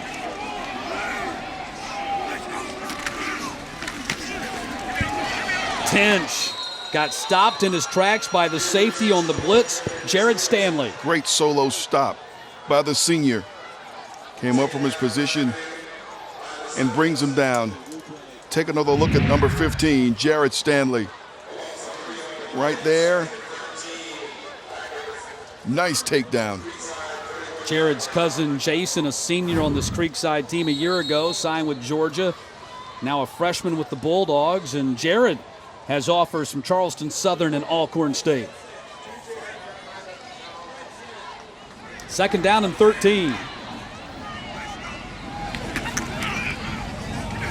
Shepard on the keeper. Sedante Fuller drops him at the 38-yard line as he gets back to the original line of scrimmage. Good job by Fuller right there, not to bite the fake. Stood his ground and waited for Shepard to run right into it.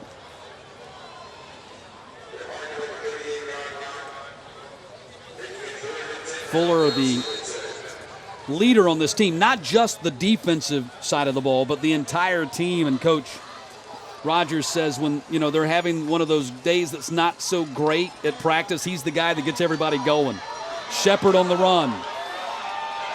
Trying to get to the outside. Runs by Shotwell and dives forward close to the 32-yard line. Going to be short of the first down. Shepard showing you a little something here. He steps up when he can't find a receiver, but doesn't get enough for the first down. So now it's going to be 4th down and 4. Ball at the 32. They go for it right here.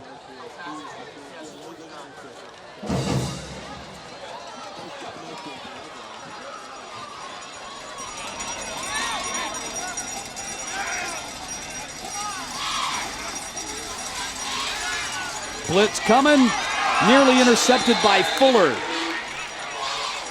Jaquavius Lane wanted to see a flag and doesn't get it, and the ball goes over on down. Yeah. Fuller was there, and also number 1, DJ Brown.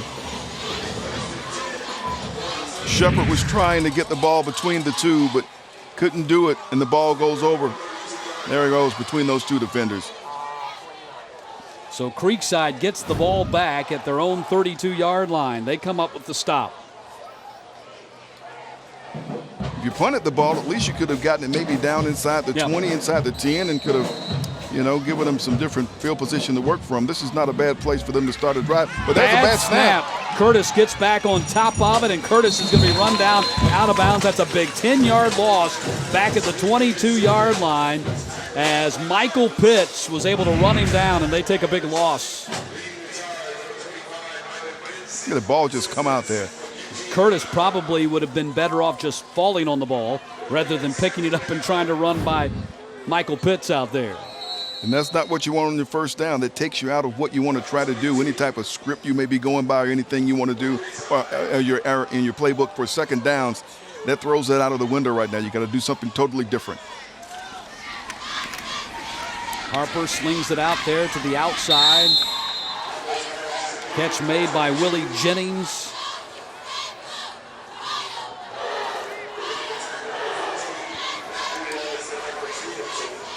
Going to bring up 3rd down and long for the Seminoles. 5 minutes into the second quarter, Creekside down a point. Harper right across the middle, looking for Kelvin Freeman, led him a little bit too much. And it's going to be 4th down, a quick 3 and out for Creekside. The bad snap really killed the drive. Take another look. He had Freeman there, he just led him too far. Nice idea. Can't convert.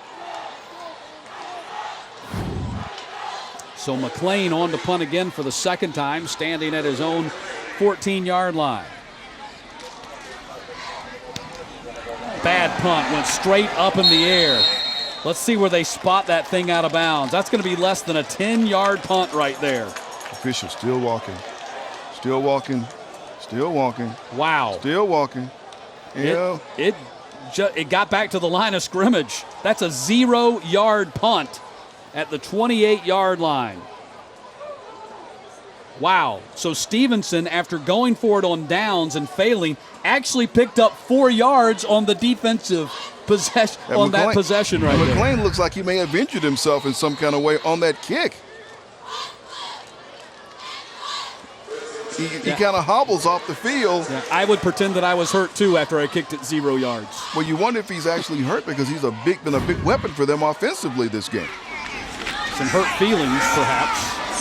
Definitely are. Woods on the carry. Antonio Woods with another big run, and Antonio Woods has the first down at the 17-yard line.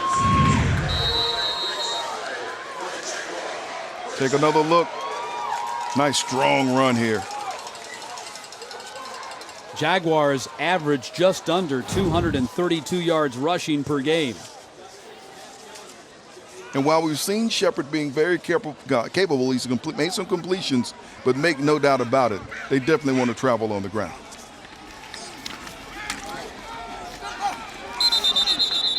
Marshawn Knight on the carry that time. Jawan Gregory making the tackle for the Seminoles. Pickup of maybe 2. Close to 3 on the play for Marshawn Knight.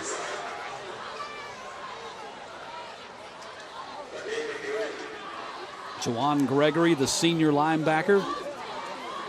Antonio. 2nd down and 7 as we're now under 6 minutes to play here in the first half.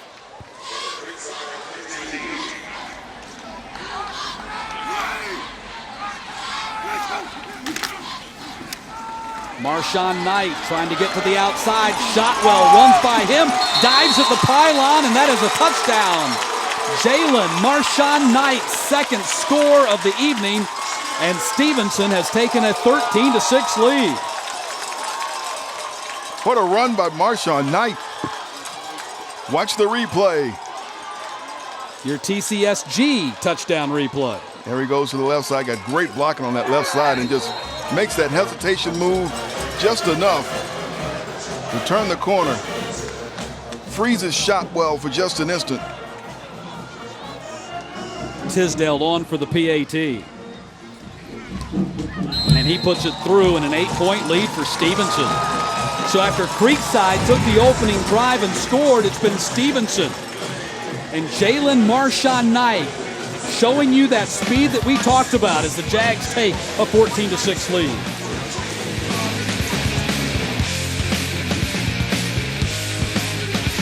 Industry is a relationship business. I try to be out in the community, as much as I possibly can. We're local agents in the community. We're part of the community. I love doing business in the town that I live in. My clients are my friends. They can just step in my office and say hello. That's very important to me. We want to be available to them in case they need us. You get a lot of reward personally going home at night knowing that you've taken care of folks.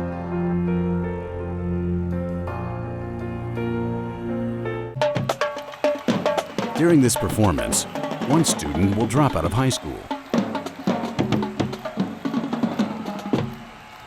Be there for your big finish.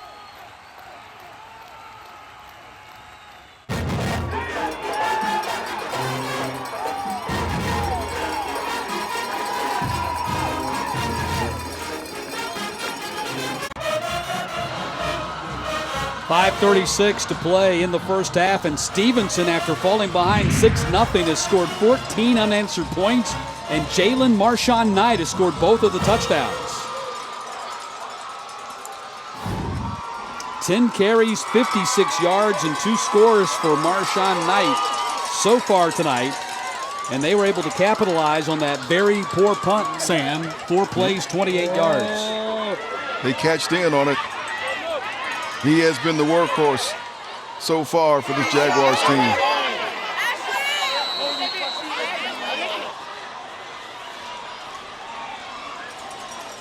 Tisdale to kick off. Curtis will take it at the 20.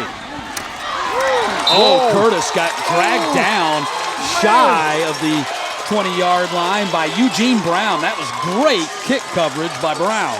Fantastic special teams play. Watch 18. Eugene Brown coming in for the big stop. Yeah, Sabree Curtis, I thought he was thinking, I'm getting that block. He didn't get that block. No. Eugene Brown beat the block and then got Curtis on the ground. Let's check in with Nelly. You see number 8 back out there in white, but you also see that right knee has been heavily taped. All he's been doing ever since he went off the field after the punt, where I think he actually injured it, is rub it, tape it, and try to figure out how mobile he is on it. I don't know how much punting he has in his future. I don't know how effective he's going to be the rest of the way, guys. Yeah, if I'm them, I don't punt him anymore. No. You need him on offense. Somebody else gets that job. Curtis, second consecutive carry, and that's Michael Pitts. Pitts has a lot of speed around that edge. All 3 of those guys up there on that defensive line, Pitts, Sterling, and Wanham, are all great runners and get after the quarterback. In that case, they get after the running back, Sabree Curtis. Size and speed. They can move.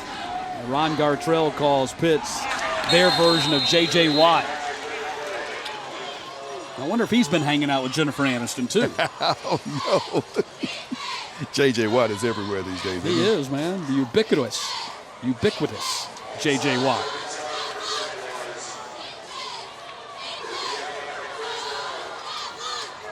Penalty marked off here.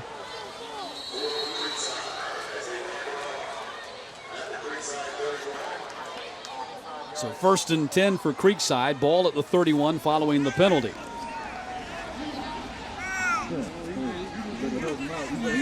Under 5 minutes to play in the first half. Stevenson, 3rd all-time meeting between these two teams. Creekside won both matchups last year. Gino Appleberry, first down carry for Appleberry. Miles Hanna, the first guy to hit him, but Appleberry using that solid body of his to crash forward and pick up the first. Coach Rogers really likes that guy. He really likes Appleberry, and he showed you why right there. Appleberry again. Got a whistle and a flag here. And another one. Yep. That second one, I'm thinking, is going to be more costly than the first.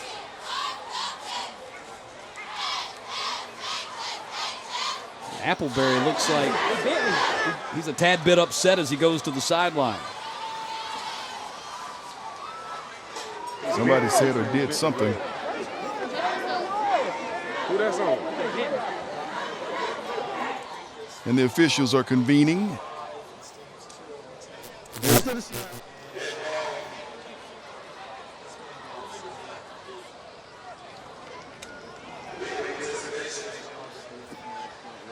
Illegal substitution, the call against Stevenson, and then a personal foul called against Creekside. And that's something else to push the Seminoles back. Like I said, the second flag is always more costly than the first. Mm-hmm. But for Creekside, though, it's been a trend here. We see what they could do potentially offensively, but they've been hurting themselves so much tonight. 1st and 21, Harper hit as he throws. And that was Aaron Sterling, who we talked about in the open. That's the first time we've called his name. you saw how quickly Sterling was able to get to the quarterback and get him on the ground. Hit him as he released it, and that ball went straight into the turf. Great defensive effort by Sterling. 6'2", 255 junior, offered by Alabama, South Carolina, North Carolina, and Cal. Probably going to move outside, be a DN at the next level. 2nd down and long. Harper, heavy rush coming at him. Ball is out. Let's see if that's a live ball. Sterling picks it up, and they're going to rule that an incompletion.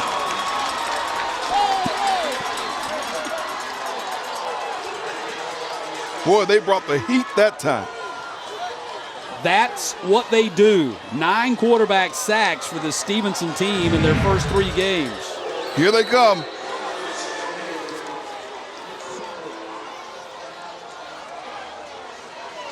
Amari Andrews, the linebacker, hit his arm as he was throwing. The officials got that right. That's an incomplete pass, and that is a lucky break for Creekside. Second time on consecutive plays now that Harper's been hit right at the point of release. Jaguars turning up the pressure, 3rd down and 21. Pressure coming again. Harper throwing on the run and got a man, and it was dropped by Tyshawn Carter, who could have waltzed into the end zone. Wow, he just dropped a touchdown catch, Sam. Wide open. He'd gotten lost back there. Harper's pass hangs up for a while, and he had to stop for it. But my goodness. And nobody can feel worse about it. Yeah, that's the kind of thing, as you see Peter Warwick counseling him as he goes to the sideline. As great as Warwick was in his college and NFL career, I'm sure he had some balls like that too. Yeah, he did. Yeah, he did. Everybody does. And you don't forget them very easily. So a timeout called for a water break.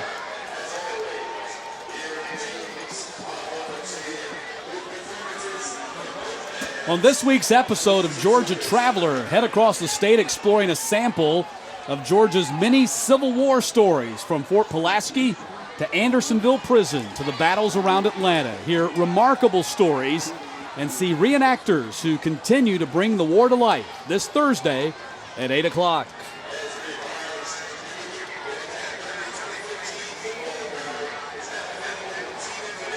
Battle of James Halford Stadium going on here tonight with 4:07 to play in the first half, and Stevenson leading Creekside 14-6. Couple of touchdown runs by Jalen Marshawn Knight. And on 4th down, Creekside is going to punt, and indeed they've got their kicker out there now punting, Francisco Alejandra.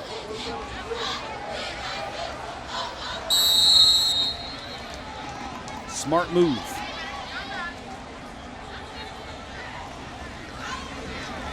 Alejandra, high kick but short. Hits 46, takes a Creekside bounce, down at the 42 by Malik Fleming. And great field position for Stevenson with just under 4 minutes to play here in the first half. And all of a sudden, Sam, there's a lot of pressure on this Creekside defense to keep Stevenson out of the end zone on this final possession. And this is all setting up right in what Ron Gartrell and the Stevenson coaches want to have. With that wing tee, they're going to put the ball on the ground. They hope to have the ball for the rest of this half. They're going to take their time and try to grind this thing out, I'm sure. And remember, they get the second half kickoff, so this could be a double possession for them right here, a chance for them to really take control of this game. Nuru Tench with the carry, and a flag out as Tench picks up 7 on the play. Or a little bit more than that, more like 8 on the play. Tench only 23 yards rushing on the season coming into the ball game, but a guy that Ron Gartrell says is one of the best athletes on the team. Holding call here against Stevenson, going to erase that run. You see DeJuan Duncan looks like he was shaken up on the play. He's going to come off the field for Creekside.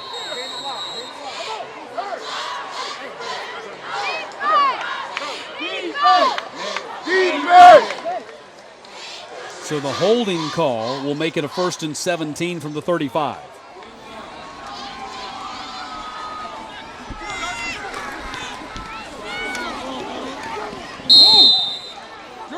Marshawn Knight. Marshawn Knight. Stanley on the tackle there. That was a nice textbook tackle. He's run like him a little bit tonight. He has run a little bit like Marshawn Lynch. He's not quite beast mode, but no, not quite. He's pretty good for high school.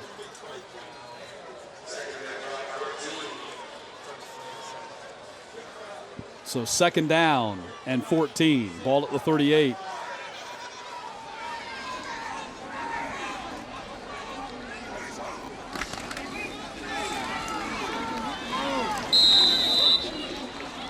Kinsler on the carry that time.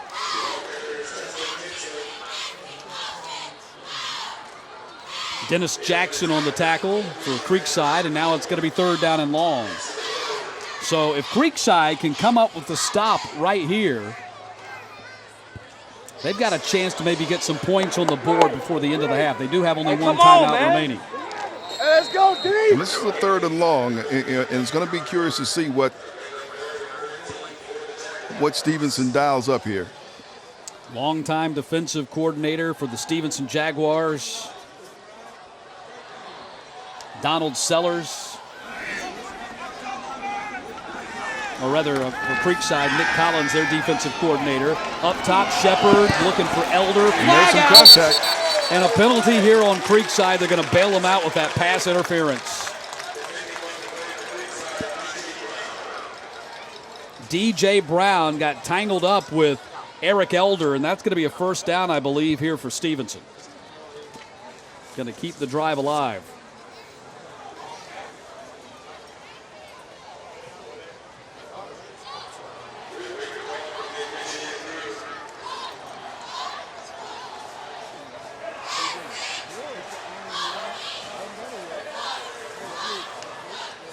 Or it looks like the penalty went against Stevenson instead. Oh, wow, look at that. Wow. So the penalty on Elder and not Brown. And so 4th down and punting situation here for Stevenson. Another look as they go down. Yeah, that's the right call. Elder pushed him down. Elder shoved him in the back. That was the right call by... Coach not happy about that one. Got it right. Danny Mathis and his crew. Got another whistle. Timeout called by Stevenson.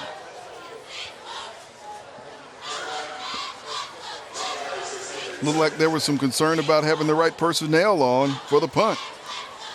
The affable Ron Gartrell, just a real gentleman running this program.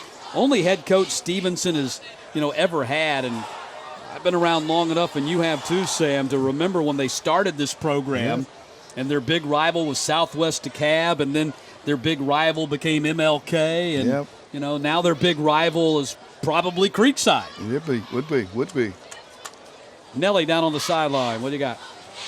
Time for some scoring updates. We'll go south and we'll go to the coast. Benedictine top in AA in the GPB poll, leading Bacon County right now 35-7. That's 3rd quarter. Tift rolling at homecoming, 49-0 over Alcovy halfway through the 3rd. Effingham leading Brunswick in a bit of a surprise. Effingham having a really good year. They're up 23-14. That is also in the 3rd quarter as well. Camden County is rolling. Valdosta beating Veterans back upstairs. Justin Smith standing at his 33-yard line to kick. Well, that's a nice kick. Yeah. Nobody back for Creekside going to take that, and it's going to take a favorable Stevenson bounce and roll and finally come to a stop at the 12-yard line. Big-time kick right there for Justin Smith, who was averaging less than 25 yards per punt this season. So far, the kicking game has looked okay for Stevenson tonight. That's supposed to be like an Achilles heel. We've seen point afters go through, and we saw a great punt right there. Yeah, unleashed a bomb at the appropriate time, so now a 2:07 left in the half. Aaron Dowdell, number 75, and Felix Harper, number 7, lead the offense back out there with 89 yards to go and just one timeout remaining in the half. 6th possession of the half for the Seminoles. Harper up top and looking for McClain, and nearly intercepted by Sean Jolly. McClain looked like he was moving just fine there. We've been wondering about him, especially after the punt, and he went off. Seemed like his knee was bothering him. So effective in the first quarter. Not able to bring that one in. They really like Jolly. He's a junior. He's the guy that takes over for Khalil Ladler, who transferred to IMG Academy. Gartrell says Jolly is one of the best kept secrets in this area, and he's going to have D1 offers coming in pretty soon. Sabree Curtis on the run. Aaron Sterling in on that tackle, along with Jerry Brown. Jerry Brown, number 53, he's out there. He's missed the last couple of games since injuring his leg against Arabia Mountain. Makes a big defensive stop right there, right in the middle. Jags 2-1, opened the season with a big win over Arabia Mountain, lost to American Heritage out of Florida, one of the top teams in the nation, and then came back and shut out Banneker last week. Screen pass, Curtis. Makins, got by Makins, and up to the 25-yard line and a first down. Michael Makins missed a chance to get Curtis on the ground, and they moved the sticks. But we got a flag that came in toward the end of that play.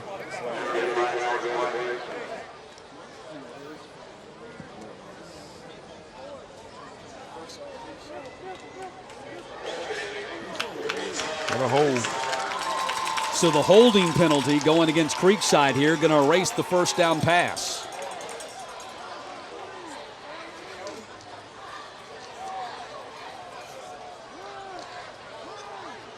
Stevenson does have 2 timeouts left. I mean, if they were judicious with their timeouts, getting a stop right here, they could possibly get the ball back in good field position, noting the troubles that Creekside has had in their punting game. Yeah.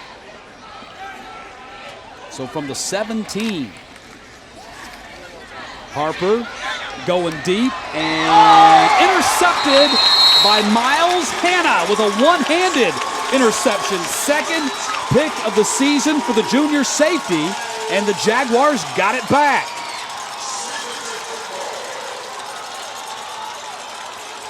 Felix Harper, and I don't know what he was expecting. He throws it out there, and there's really nobody there but. That's a nice pick right there. There's nobody there but Hanna. But quite frankly, Sam, that was better than any punt they could get off. You're right. If you think about it that way. If you want to look for a silver lining in that interception, they probably get better field position for their defense out of that interception than they would have a punt. I don't think Will Rogers likes either one of those. Nevertheless, here's Stevenson. You got to take a look at a situation, glass half full. Caught and dropped by Elder. Elder got behind the defense and let it bounce off his hands. They dial up the home run, and they get it open, but he just can't hang on and pull it in. Shepard puts it on the money.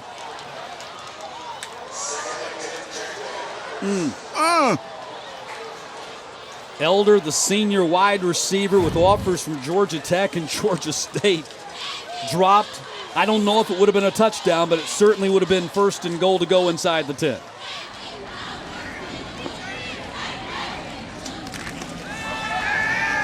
Shepard slings it out here and caught at the 48-yard line by Littles. He did not get out of bounds, so the clock continues to run. DJ Brown was there making the play, making the solo stop for Creekside. And now Stevenson will use their second timeout. A little slow to do that. They let some precious time burn off the clock while they got to the line and then decided they wanted to call a timeout. There's some different things with the flexibility of your playbook here with 39 seconds to go, man. I mean, if they make that completion, the first one, or if they got more yards off the second one, it would change some things. But here they are at midfield. Well, here's a look at Stevenson. As we told you, put 45+ on Arabia Mountain and Banneker in their first 2 wins. A big loss against American Heritage out of Florida. one of the top teams in the national rankings. And after playing Creekside tonight, they'll take a week off and they'll hop into their Region 6 5A division schedule, starting with Miller Grove. You saw the end of Miller Grove's big victory over Banneker earlier tonight here on GPB. And then the final game on November 6th, because they have divisions in Region 6 5A, they have a one-game playoff to determine the region champion and the final 2 spots in the state playoffs. And last year, Stevenson lost to Creekside in the 6 5A championship game, 34-27. So it was Creekside that went into the playoffs as the number 1 seed out of this region, and Stevenson went in as the number 2. Off the hands of Littles, who made the previous catch. And now it's going to be 4th down. Coach Sam Crenshaw, 4th down at the 50-yard line, 4th down and 7, 34 seconds. Do you go for it here and give Creekside good field position if you fail to get it, and just a little bit of time left on the clock? They're going to go for it. I mean, I think I punt here, but got another whistle. Coach Gartrell wants to talk about it again, and I think they are going to bring the punt team on.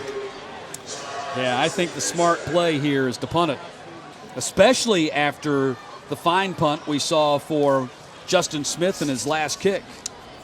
Creekside off to a 4-0 start, and they have outscored their opponents 163-46 en route to winning their first 4 games. Easy wins over South Cobb, a really good Langston Hughes team that is a classification up, a 6A team. Right. Carver Columbus wore them out, Druid Hills, and then they'll take a week off before jumping into their division schedule. All starts with state finalist Mays at Lakewood Stadium on October 2nd, and what a game that should be. Been a fantastic game. It gets a bit tougher for them. Them and then Carver, Atlanta, both will be difficult tests for this Creekside team. So now they do decide to kick. Justin Smith, not quite as good as the last time, but he got it off and a great bounce. I'll take it.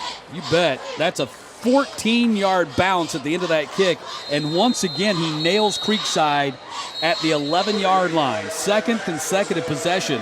Seminoles have had to start from their own 11, and with 22 seconds left and just 1 timeout, you might just take a knee here. I think Coach Gartrell very pleased with that. We got a player down here on the field for Creekside. 33, Jerron Gregory. Yep. Senior linebacker. And they got him up on his feet. That's a good sign.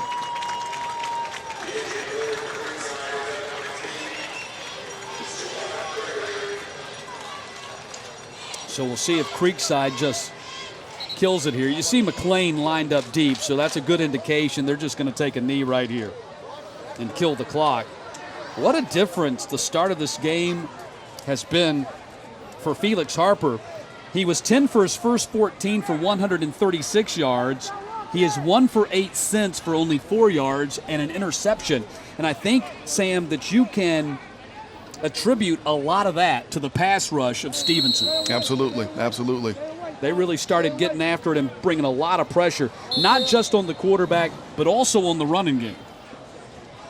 They have really turned up the intensity, and they've won that line of scrimmage battle that we talked about at the start of the game.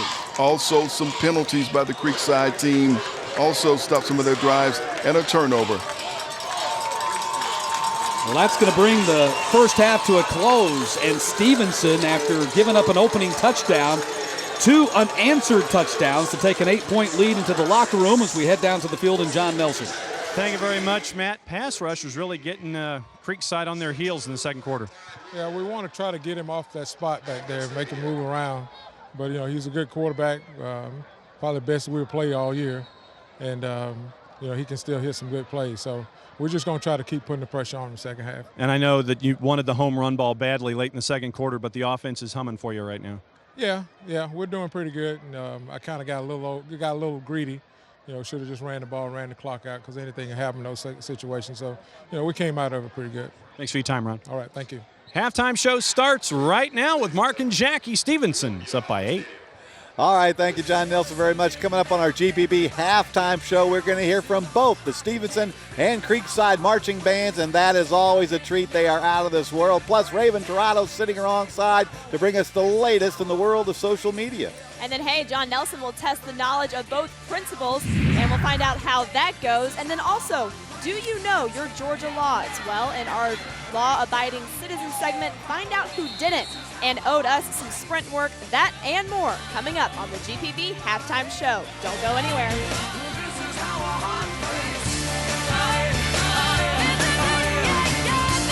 Questions can't wait until morning. So I'm one of many nurses at Cigna with answers, anytime, day or night. I'm Lauren, and I've got your back.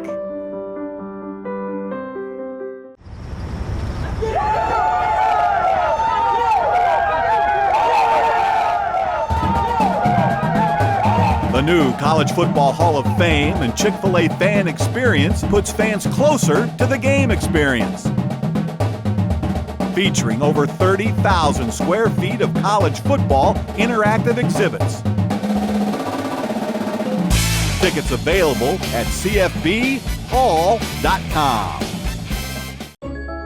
Providing safe, affordable, and reliable electricity requires more than bucket trucks and utility poles. These are the faces behind your power. For more than 75 years, Georgia's nonprofit, member-owned electric cooperatives have been on a mission to brighten the lives of more than 4.5 million Georgians. We are Georgia's EMCs, proudly serving our members, lighting the way.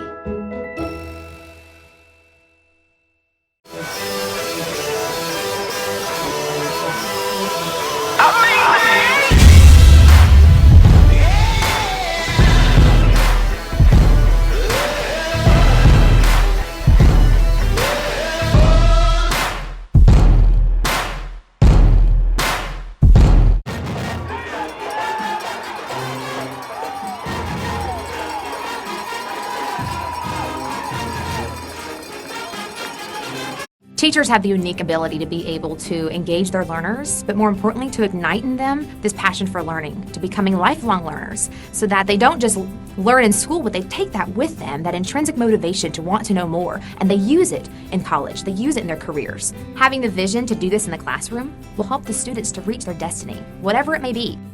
Doctor, lawyer, teacher, writer, whatever it's meant for them to be, it starts with us setting the example in the classroom. I'm not sick. I'm not sick. I'm not sick. She's perfectly healthy. Cigna covers preventive care. That's having your back.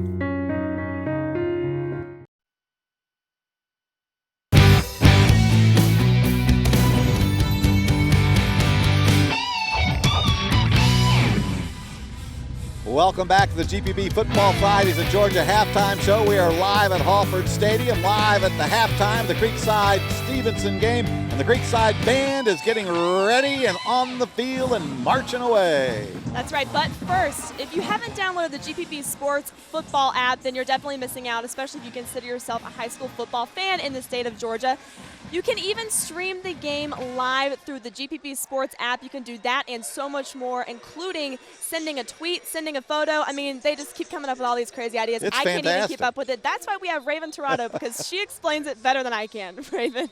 Hey. Yeah, guys, we have a lot going on. And, you know, I love the game behind me, but I've been a little distracted because the bands here are amazing, both on Creekside and Stevenson. So we took it upon ourselves to go check out both of the bands during the game, and we posted it on our Facebook page. So we want you guys to go out there and like which band you think is better. And you can also check them out during the halftime show when we're done with our stuff and hear the sights and sounds of them. They are absolutely fantastic. They put on a show.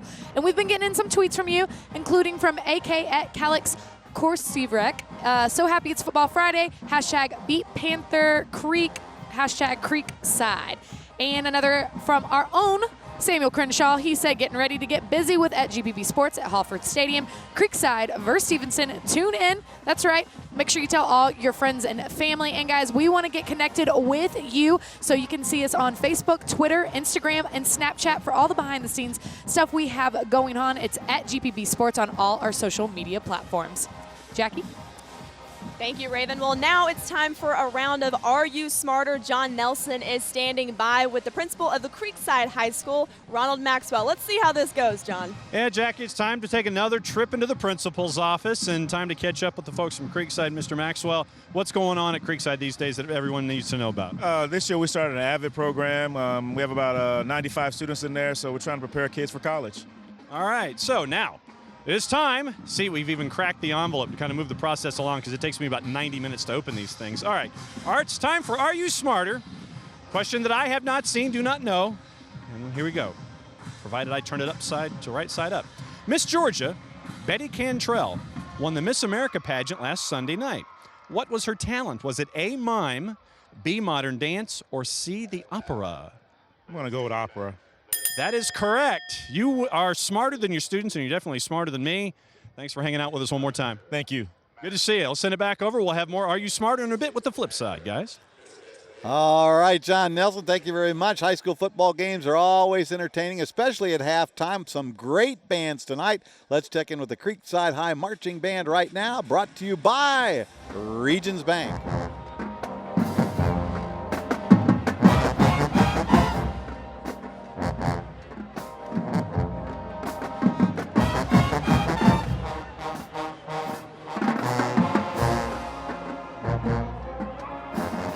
Bands is Kevin Jones. The show theme tonight is a tribute to pop and R&B.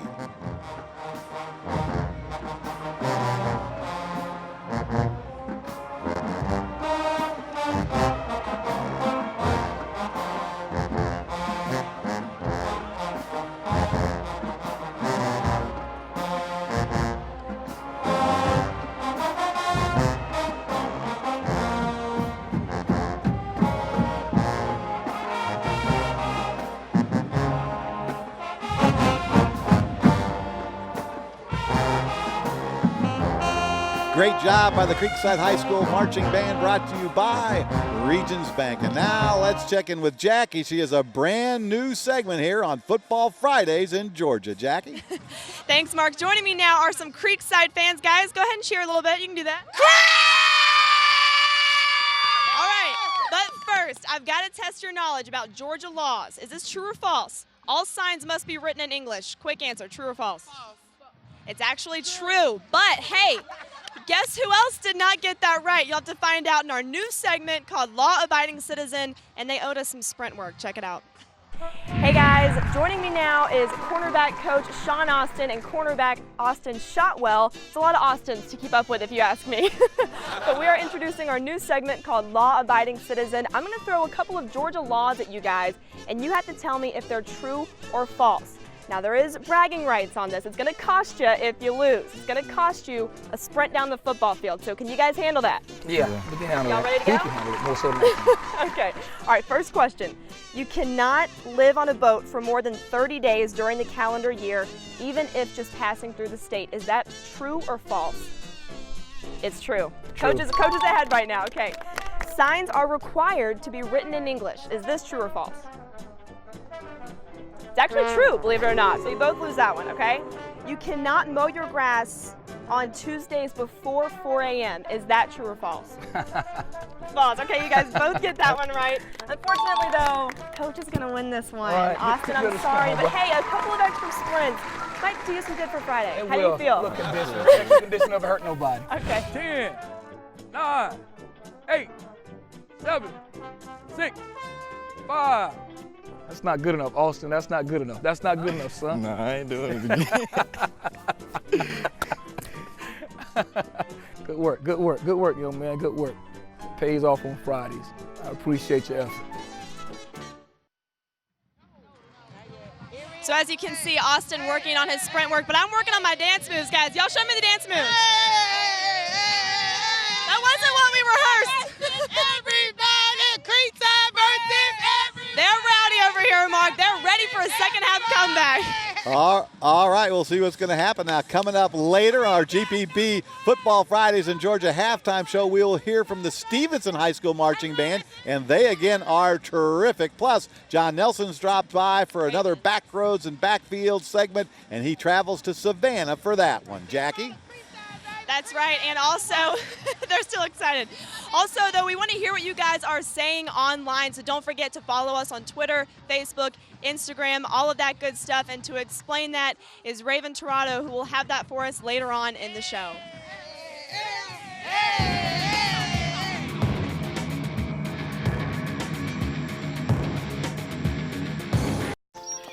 You exercise. You choose the salad, occasionally.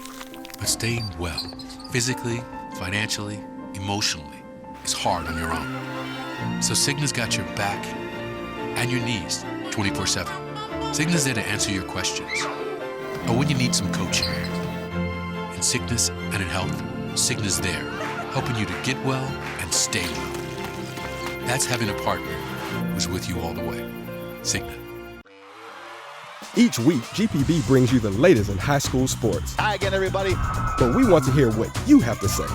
Tell us what's going on with your team. Share your favorite moments.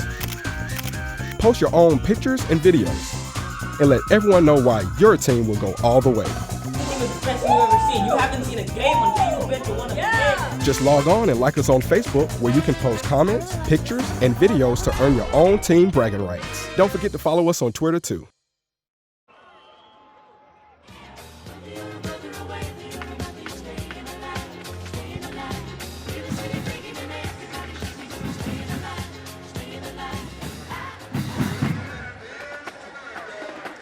Welcome back to Football Fridays in Georgia's halftime show. We are live at Hallford Stadium, where right now it is the Stevenson Jaguars leading Creekside 14-6 at the half. They're certainly making it a ball game, that's for sure.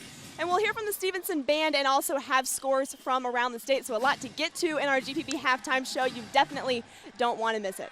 But first, we've got to head off to another ground that is sweeping the nation, another trip to the principal's office. For that, we check in with John Nelson and the principal of Stevenson High School, Mike Jones. John? And if we ever forget, Mark, who he is, all you have to do is look right there. See?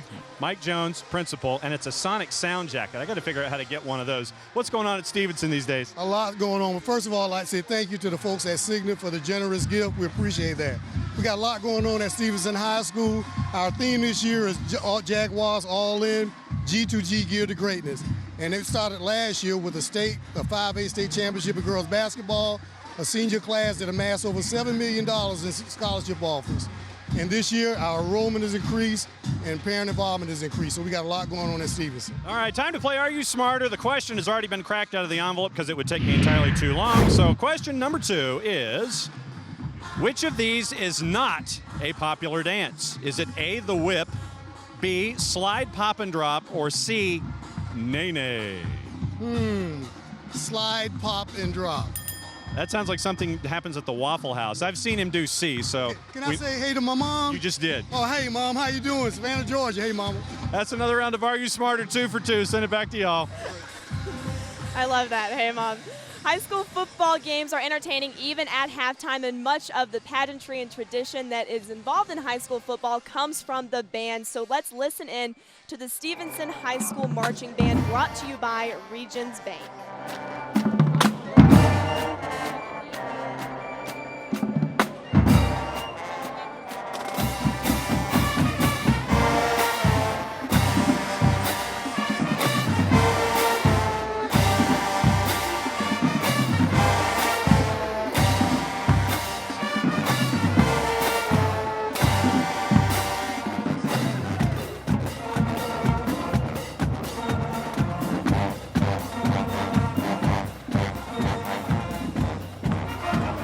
Terrific job by the Stevenson Marching Band, brought to you by Regions Bank. Time now to check out some scores from teams from around the state on our Georgia EMC scoreboard. And right off the top, we're going to check in with the top-ranked team in 6A, Colquitt County, the defending 6A champs. They lead Pelham tonight at the half, 51-7. Elsewhere, it is Grayson over Parkview, 28-10 at the half.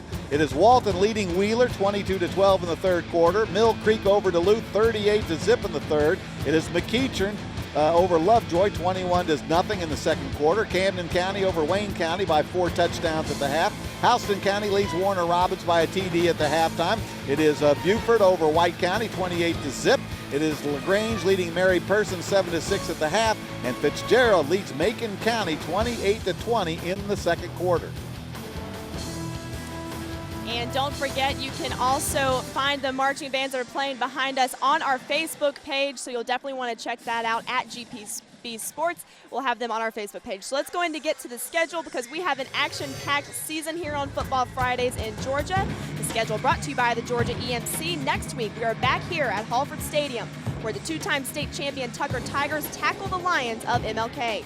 Then a big Gwinnett matchup as North Gwinnett travels to Norcross to take on the Blue Devils.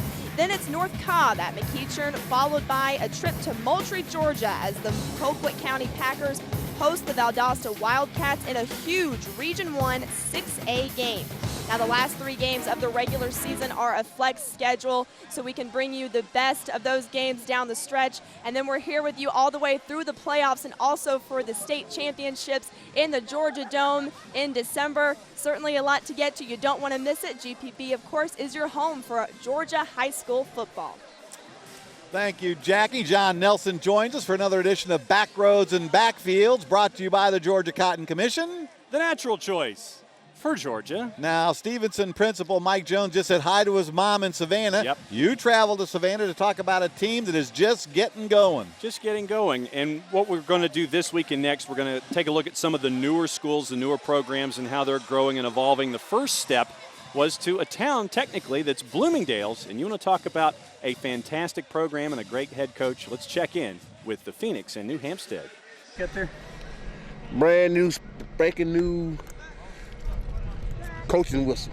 You got to start somewhere. For the Phoenix, their rise is now to the point of having their first senior leaders. After a 2-8 debut last year, they're 2-1, following a local model for success.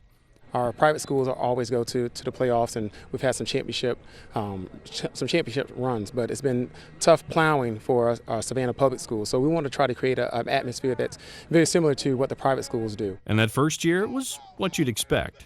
It was hard, but we pulled through it with our coaching staff. They were really good, and it had pressure moments. It had a lot of pressure moments, but we pulled through. We fought a lot last year. Hopefully we can do a lot better this year. And we're working together as a team, as a family, to just do a lot better this year. But to build what they're building, the players do understand the process. Family, education, faith, we all do it together. So therefore, we just got to keep it going and put God first and have a great season as a family. It's been tough, but it is interesting because you just build it up from the bottom like a building, and sky's the limit.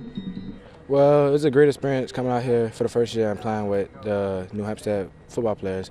And I had a great time so far, and we've been working really hard. Coach Gaither wanted to build a staff of men varying in age and experience to be role models for his players who vary in experience themselves. Everyone with one goal in mind, growth on the field and off.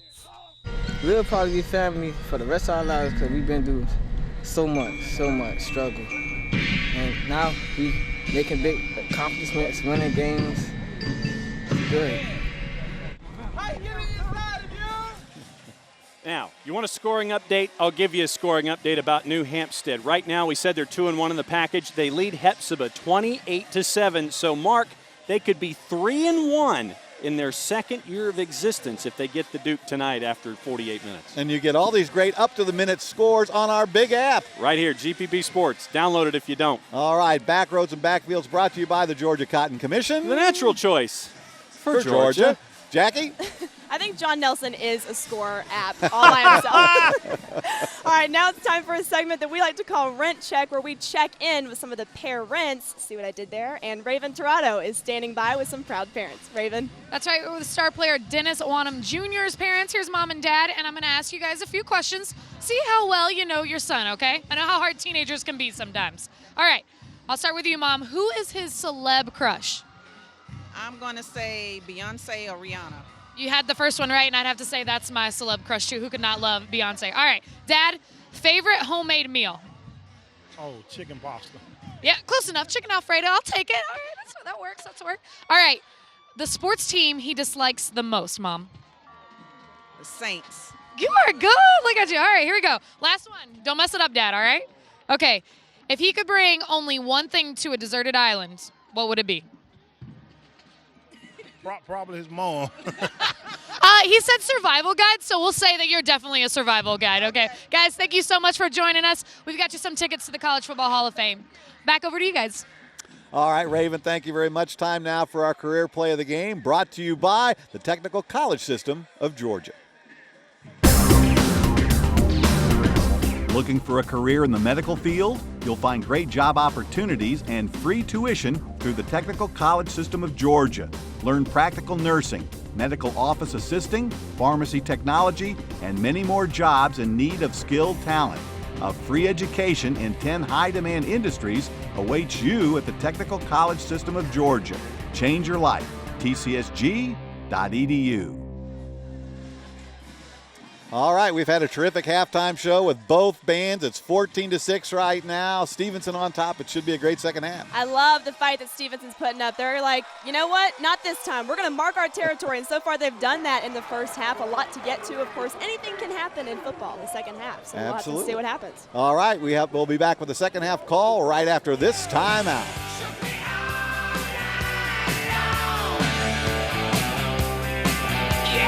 What is by moonlight an empty field is by the magic of electricity sacred ground.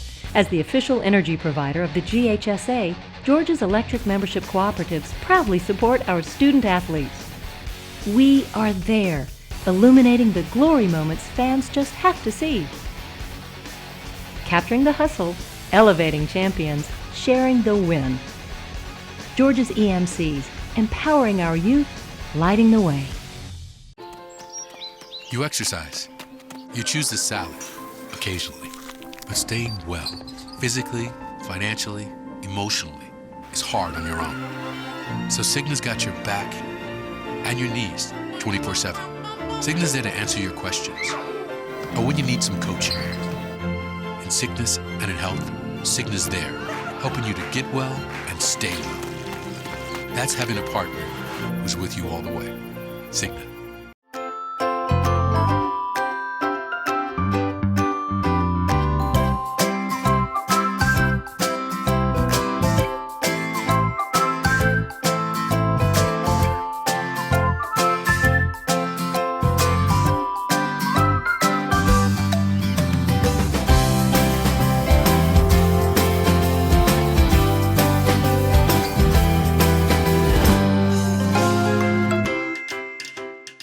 As a strong, stable bank, Regions is always looking for opportunities to boost the vitality of our communities. In addition to offering financial solutions for our customers, we are committed to supporting local initiatives and organizations that help our neighborhoods thrive.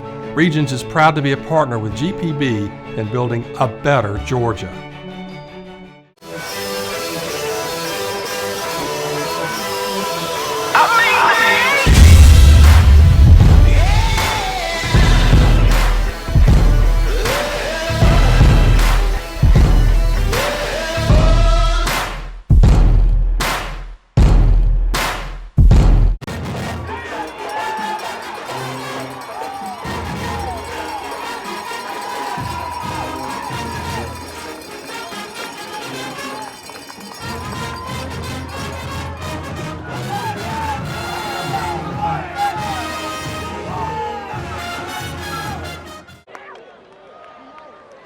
Welcome back. Getting ready for the second 24 minutes here at Halford. Stevenson leading Creekside 14-6 here with Coach Rogers as we get ready for the third quarter. You said having a little adversity is a good thing. Absolutely. I think this is the first time we actually seen any real adversity.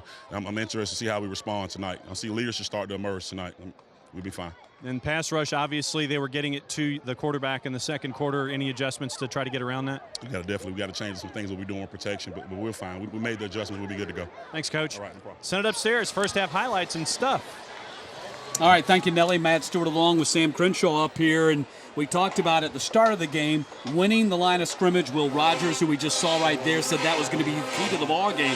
And I believe Stevenson won the line of scrimmage the first two quarters. He's talking about the adversity that his team is facing, and right now he's challenging them to deal with it. That adversity was the pass rush of Stevenson in the second half that really changed things. Absolutely. Let's take a look at the first half highlights. Creekside took the opening kickoff, marched 8 plays, 62 yards. The great catch right there by Tyshawn Carter. And then the touchdown pass to Khalil McLean. And Creekside was rolling on that first possession. McLean had an incredible first quarter. And then Shepard goes up top. J.D. Mosley, the tight end, with the big catch at the 24-yard line. That turns into the 1-yard touchdown run by Jalen Marson-Knight. And a 7-6 lead for Stevenson. 111 yards rushing for the Jaguars in that first half. Marson-Knight takes it in right there from 14 yards out in a 14-6 lead for the Jaguars. And there you see the big rushing advantage for Stevenson in that first half, and they're going to receive the second half kickoff. And that's exactly what they're going to do when they get the ball back again. Look for them to get it on the ground, go back to Marson-Knight. He's been the guy, and right now continue that pass rush in the second half until Creekside finds a way to figure it out and change some things. Well, here we go. Francisco Alejandre will kick off for Creekside. Elder takes the ball. And Eric Elder, spin move, still on his feet, and Elder gets it up to about the 35-yard line. And that's where Creekside will start here in the third quarter. Tremendous effort. Or pardon me, Stevenson will start here in the third quarter. Tremendous effort. And we got a Stevenson player down.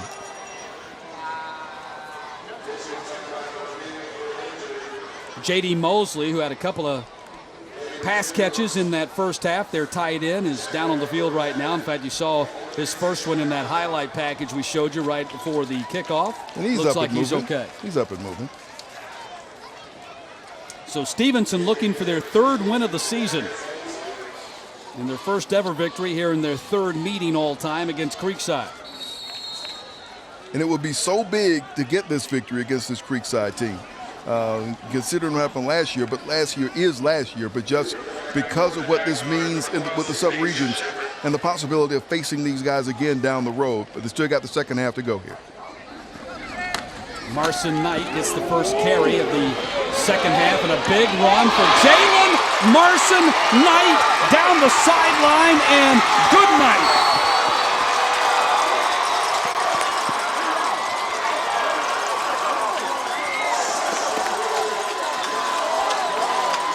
What a run. That's how you start the third quarter. 64-yard touchdown run by Jalen Marson-Knight, his third touchdown run of the night.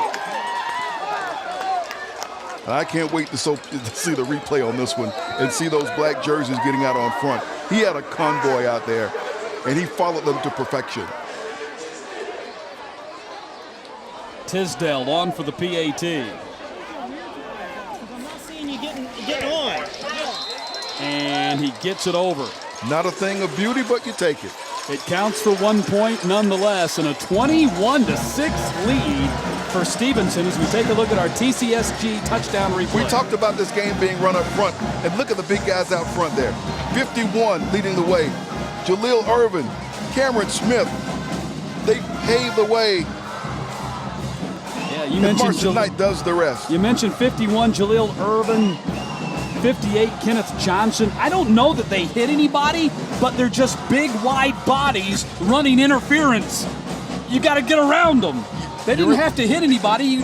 They're just out there getting in the way. And let Jalen Marson-Knight do his thing. Sometimes when you got a running back like Marson-Knight, that's all he needs. What a way to start the second half of this game. 12 carries, 124 yards for Jalen Marson-Knight so far tonight. And now Creekside is in some trouble. We talked about the Stevenson pass rush.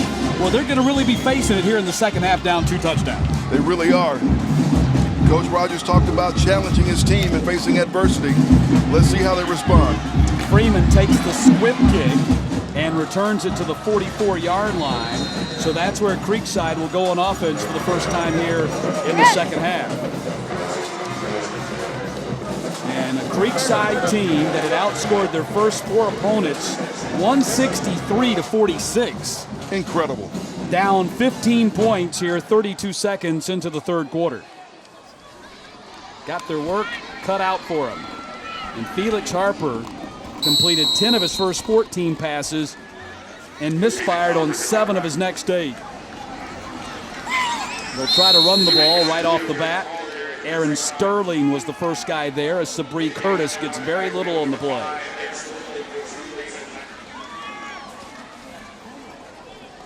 And not saying this first possession of the second half means everything for Creekside, but I think it's pretty important that they come back and move this ball and prove that they can move against this Stevenson defensive unit that finished the first half so well. Harper, keeper, going down. Quarterback sack. The linebacker, Amari Andrews, drops him. It meant they had some problems with that play from the start. When you get another look at it, you're going to see. First sack of the night for the Jaguars, their 10th of the season. And there was no one there. Andrews comes in unmolested and makes that stop. 3rd down and 15 back at their own 39. And a timeout called by Stevenson. That might be a break for Creekside. Maybe, but apparently they saw something they didn't like in alignment and figured they want to come over and talk about it. But it looked like they were getting off to a pretty good start in the second half. No question. They scored on a 64-yard touchdown run and -7 yards for Creekside on their first 2 snaps of the second half. Things had started well, but they burned the timeout. Creekside will come back and face a 3rd and long.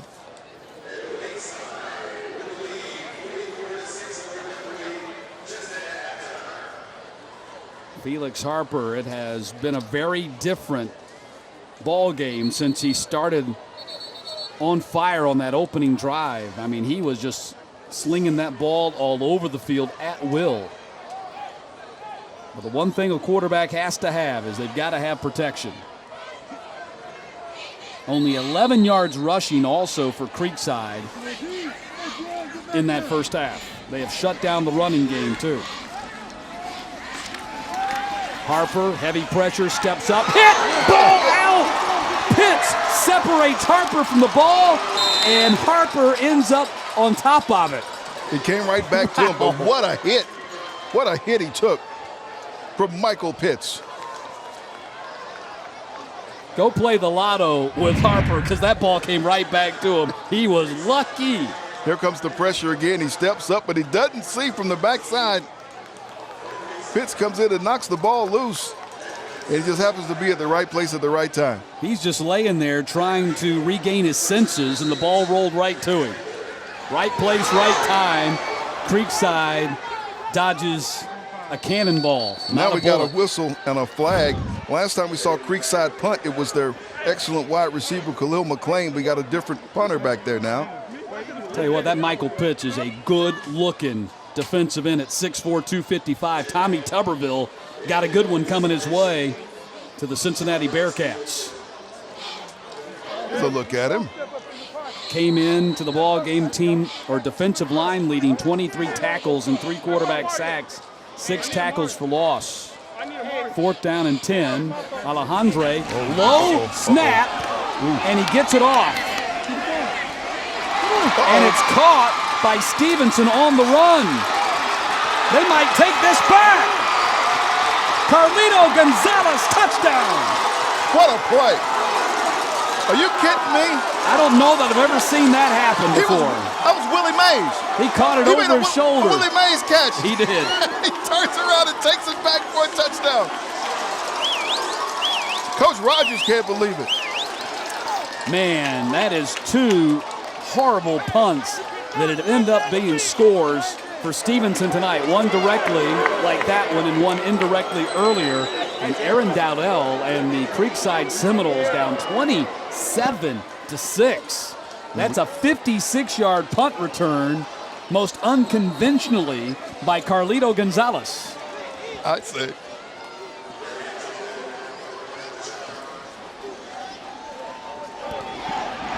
And Tisdale again squeezes it just over the crossbar. By the way, the kicking game is supposed to be the bad part for Stevenson. It's working.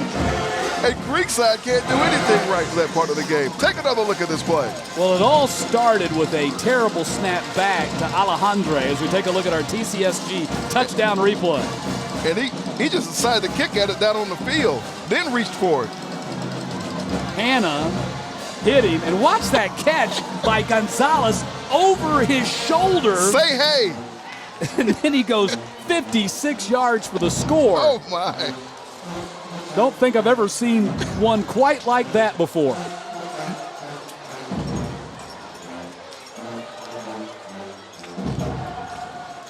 It's one thing when your offense, and we've seen the Stevenson offense score, but when your defense or your special teams get you something on the board, that's an added bonus. What a way to start the second half of this game, Matt. If you're Stevenson. Absolutely.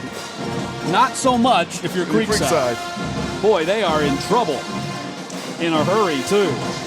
Opening 2 minutes and 35 seconds of this third quarter, and Stevenson has scored on a 64-yard touchdown run by Jalen Marson-Knight, and then a 56-yard unbelievable punt return by Carlito Gonzalez. Creekside a little bit shell-shocked right now.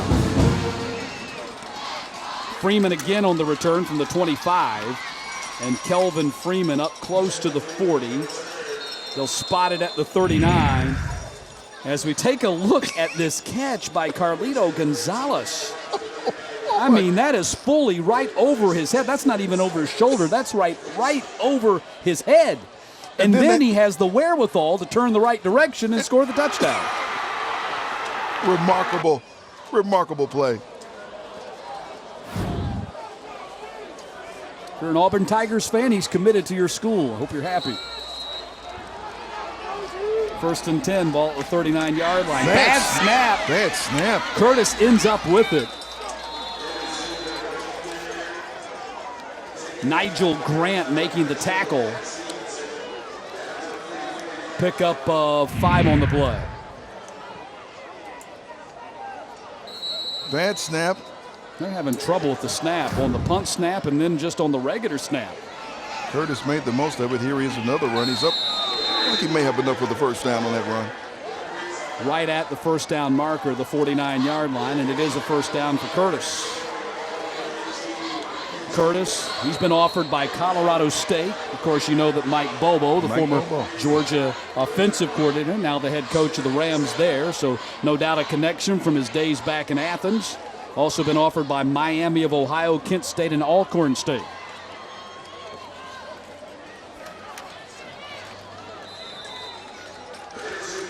Curtis, not much doing that time.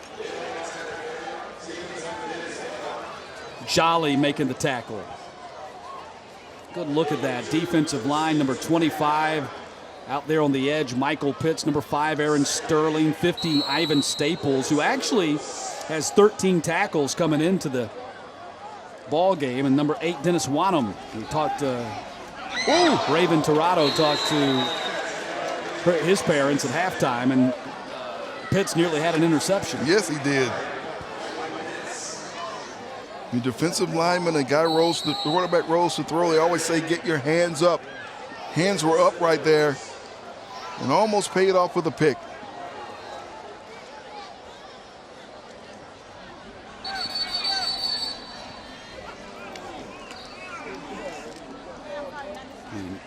You know, we have not seen or heard much from Khalil McLean since he hurt his knee on that punt. I know. He's lined up here, was lined up here on the near side.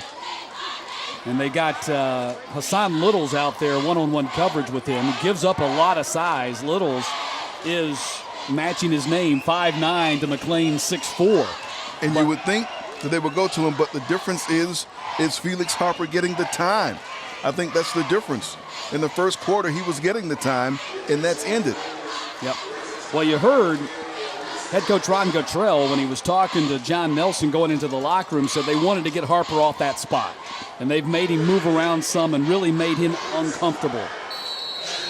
Last 7 throws, 6 incompletions, and an interception for Harper. And McLean is the guy that jumped off sides. Can you say out of sync? This one's going against. Oh, wow. Going against Stevenson. All I saw was McLean run about 5 yards off sides. But apparently Stevenson jumped first. So 3rd down and 3, ball at the 44.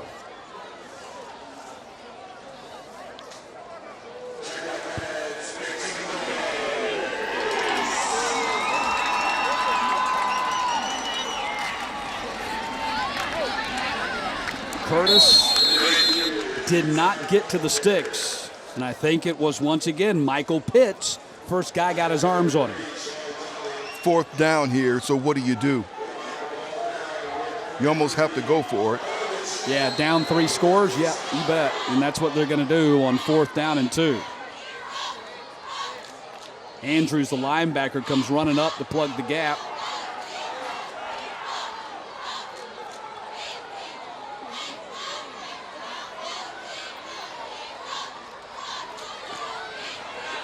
Curtis, first down. Nice run and cutback by Curtis right there. Jolly and Little's got him on the ground, but he moves the sticks, and a big 4th down conversion for Creekside. The 4th down conversion they absolutely had to have, Sam. And now they're going to the hurry up. Again, a low snap. Jennings off his hands. That was a high throw by Harper. Man, Harper has been scattershot. I mean, he has really been rattled by this pass rush. He did not have to hurry that pass nearly as quickly as he did. And maybe he's thinking that because they seem to be now in a hurry up, trying to be up-tempo in the offense and see if they can get a string of plays successfully, maybe to try to wear down the Stevenson defensive unit. But you have to convert first. 2nd down and 10.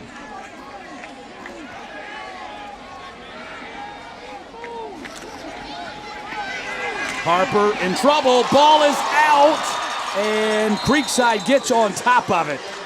Wanham and Jerry Brown make a sandwich out of Felix Harper, and Creekside fortunately able to get on that loose ball. They spread things out. They got a lot of receivers to go out there, but as we said earlier, he has to get the time. And that's the difference. Montavious Jackson, the left tackle, was the guy that saved their bacon right there.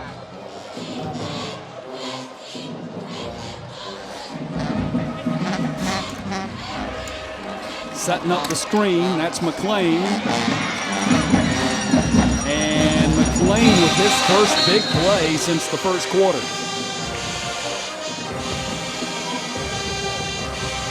That one worked successfully, but now it's still 4th down again. They have to go. Yep. Converted on 4th and 2 earlier in this possession.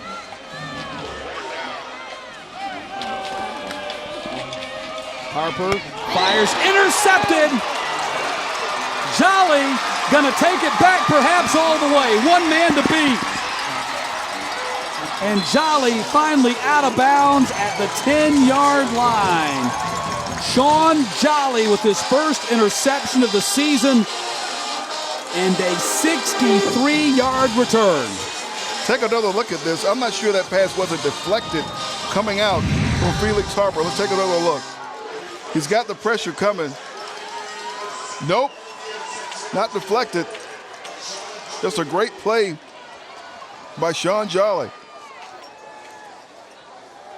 And Stevenson with 5 minutes to play here in the 3rd quarter, on the verge of putting this game out of reach perhaps with a touchdown.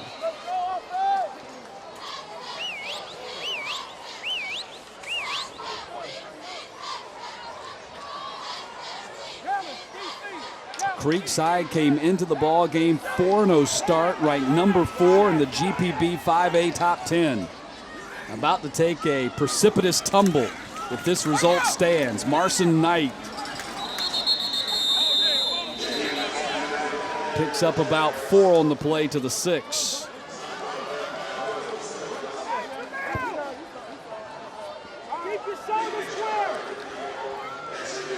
Tell you what, in this day and age when everybody runs a spread offense, you see Stevenson still running that wing T.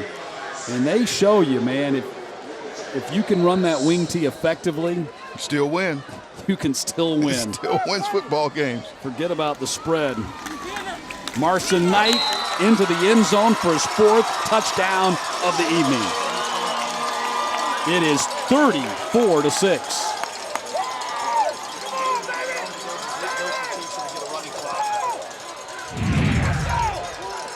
Here's another look at it. Just powers his way in. Great movement up front. And all he has to do is follow them in for yet another touchdown. Marson Knight having an incredible game. 5 touchdowns in their first 3 games. He's got 4 touchdowns in 3 quarters here tonight. Not what I was expecting tonight at all. Neither was Creekside. Tisdale makes it 35-6. He's having a great day. Wow. Stevenson has dropped the hammer on the Seminoles.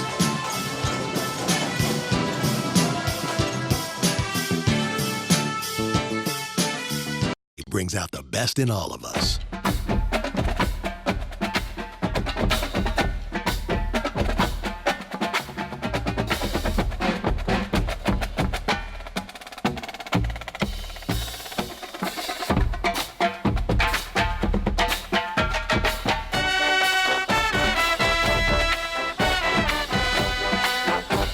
Regions, every day is game day. Cotton contributes $2.5 billion to the state's economy annually. It takes more than 60 cotton gins and manufacturers to bring cotton into our everyday lives. Kids always like to stay in the pool a little too long, and when they do get out, covered in goosebumps, you feel the urge to wrap them up. The cozy embrace of cotton does the job. Cotton, the natural choice for Georgia. Today, companies in the aerospace, advanced manufacturing, and film industries need skilled workers, and the earning potential is high. Go Build Georgia can show you where the jobs are and what skills you need to get them. And the Technical College System of Georgia has fast, affordable training for these great-paying careers. Build your blueprint for success at GoBuildGeorgia.com and look to the Technical College System of Georgia to put your plan into action.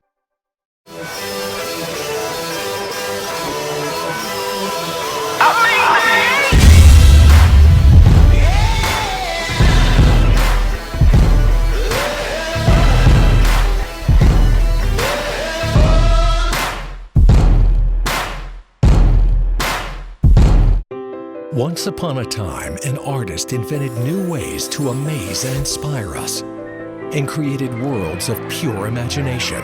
No one is untouched by Walt Disney. But behind the fantasy was a man driven by ambition. He could come down on you like a ton of bricks.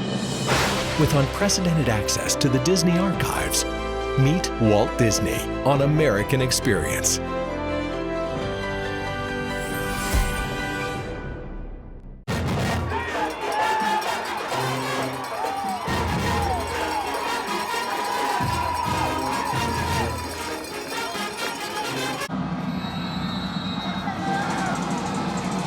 .21 points in 7 minutes and 40 seconds of this third quarter, and Stevenson has blown this game open as Curtis takes the kick at the 20-yard line, reverses his field, and that change of direction buys him an extra 20 yards, and then a flag comes out on top of that at the end of the play as we take a look back at what happened that set up that touchdown. Another big play by Stevenson. This time on defense, the pick by Sean Jolly, and the 64-yard return to the 10-yard line.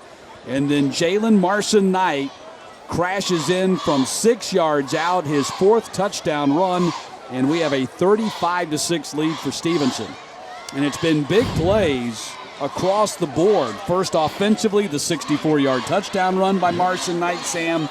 Then the 56-yard punt return touchdown by Carlito Gonzalez, and then a 64-yard pick by Sean Jolly. So big plays, 3 of them to knock this game off its hinges for Stevenson. And the mystery is Creekside, can they find a way to get anything going consistently with their offense that looks so good to start this game? You wondered if there was going to be anything Stevenson could do to slow them down. Well, they're still conferring here. There was a flag at the end of the kick return. I think we have double penalties here. We had a penalty against Creekside, and then we had a 15-yard personal foul penalty that came afterwards. So you have a mark-off against Creekside, then they offset that with the mark-off against Stevenson. So the ball will be at the 48-yard line, 1st and 10 for the Seminoles. And down 29 points. This is a team that's lost only 3 games the last 3 years. They are getting their doors blown off here tonight. 28-3 dating back to the 2013 season. Yep. That's, just incredible to see. And you saw the results of the games that they played coming into this game. So this is definitely not what you expected to have for this Creekside football team. 2nd down and 3. And Khalil McLean lining up and taking the Wildcat snap. Picks up a couple of yards as we take a look at the Creekside Seminoles resume. In contrast to Stevenson, that's had only 1 head coach in their 20-year history, Creekside's had 5 coaches since 2008, but they keep on winning. 2013 state championship, 28-3, as I mentioned, since 2013, back-to-back region champions. And their region championships have all come in streaks. They've won 7 back-to-back, as I mentioned, in 2013 and 14. They won 3 in a row back when Will Rogers was playing, 1998 to 2000, then won 2 in a row, 2005 to 2006. Now Harper's moving back behind center, and we got McLean split back out. Yeah, McLean, they do that little Wildcat thing with him. Well, I don't think you can call him at 6'4", 212 little Wildcat thing, but it's a big Wildcat thing.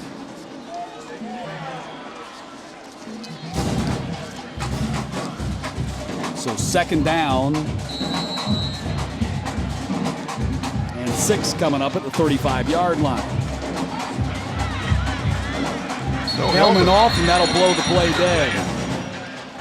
Tyshawn Carter on the run, and as soon as the helmet comes off, play gets blown dead.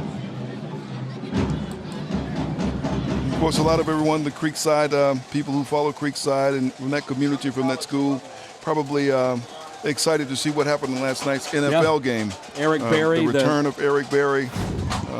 Thunderous ovation there. And here's a look. Yeah, and here's a look at the Creekside current college alumni, Vincel Boulware and Markel Harrell. Both of them D1 offensive linemen on this team a year ago, and you see Elliott and Evan Berry, Eric's twin younger brothers, playing at the University of Tennessee. 3rd down and long now. Keeper Harper stopped by Amari Andrews. And there you see Josh Holsey playing at Auburn. Right. Joshua Moon at Georgia Southern. I'll be calling the Eagles and the Citadel tomorrow on ESPN3. Chance to see them. And Ryan George, who played at Stevenson, also playing for Georgia Southern. So both of those schools represented on that Eagles roster. Of course, Eric Berry not on that. He's not current college. He's now with the Kansas City Chiefs after starring at Tennessee. Ball is caught by McLean at the 28-yard line. And you were referencing the return of Eric Berry, who missed last season recovering from Hodgkin's lymphoma. Right. And last night was his first home game at Arrowhead Stadium and got a triumphant return and a standing ovation there from the crowd in Kansas City. Absolutely. Have a tremendous story. Returned back home to get his treatment, I believe, at Emory. Yep, he did. Here in town. So he was back home, and happy to see him getting clearance to return to the football field and play last night. Meantime, no running room for Gino Appleberry as Amari Andrews is there to make the tackle. A team leading 27 tackles in 3 games coming into tonight's contest. And Stevenson. Andrews at 5'10", 200 has won that Mike linebacker position this season.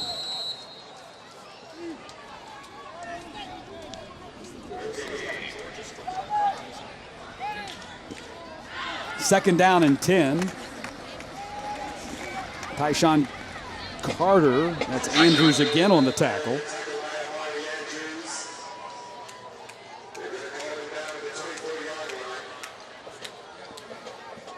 Yards coming tough against that Stevenson defensive unit.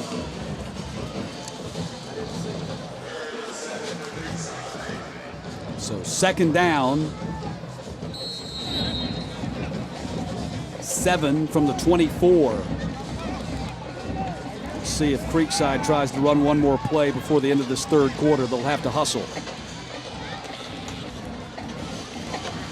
Inside handoff, and Kelvin Freeman gets the first down. First carry of the night for Freeman. He gets it down to the 13 on the final play of the third quarter. Well, the third quarter belonged to the Stevenson Jaguars. 3 big plays to blow this game open, turning what was a 14-6 lead into a 35-6 lead. But Creekside will have it at the Stevenson 13 when we come back and start the fourth quarter from James Halford Stadium in Clarkston, Georgia.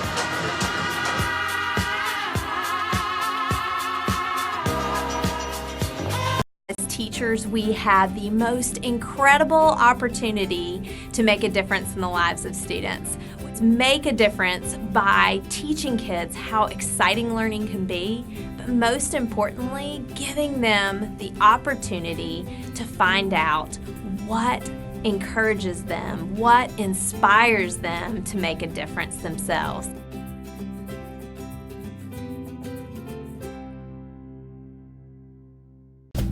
Nothing prepares you better for a great career than the Technical College System of Georgia. TCSG colleges produce graduates with the knowledge and training today's top employers are looking for. With campuses across Georgia, state-of-the-art facilities, and outstanding instructors with real-world experience, it's the kind of affordable college education that will fast-track you into a rewarding career.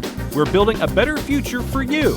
Contact the TCSG college in your area today or go to tcsg.edu.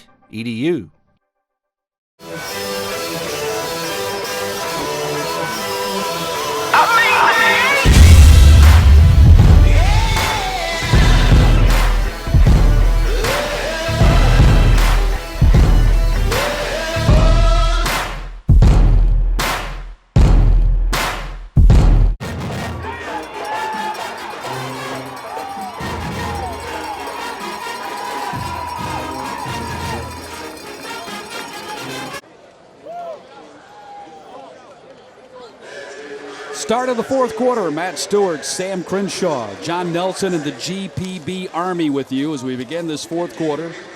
Gino Appleberry in there as Creekside has it 1st and 10 from the 13-yard line, trying to get back in this ball game. But, Sam, they got a lot of work to do. They really do. It's going to take more than just some offense. They're going to have to come up with some turnovers on defense. Well, the first thing they have to do is really go in and try to finish this drive they have going right now. They've had problems finishing a drive since the first quarter, and see if they can do this. That will be the first step in the right direction, and then get some defensive stops. Wow, and you think about how this game has changed dramatically. That's McLean again out of the Wildcat, down inside the 10-yard line to the 7. They took a 6-0 lead, scored on the opening drive, went 62 yards. Their second possession, they were clicking. They were at the 35-yard line. Looked like they were going to go up 2 touchdowns. They fumbled the ball. Things haven't been the same since. Really haven't been the same for them. Again, McLean, and he's going to get into the end zone. Well, I can tell you what, they need a lot bit more of McLean here in this fourth quarter to get back in it. But you can see what a difference this guy makes. Makes a big difference, and he was hobbled for a while, especially after the punt that he got off. But here he is, and they've gone to him just as you want to get the ball in his hands. When you got a player like that, a guy who's a playmaker, you want him to get touches, so you put him in an alignment where he gets a direct snap and he takes it in for the score. But as you said, Matt, they got a long way to go here. Well, you start by going for 2 right here.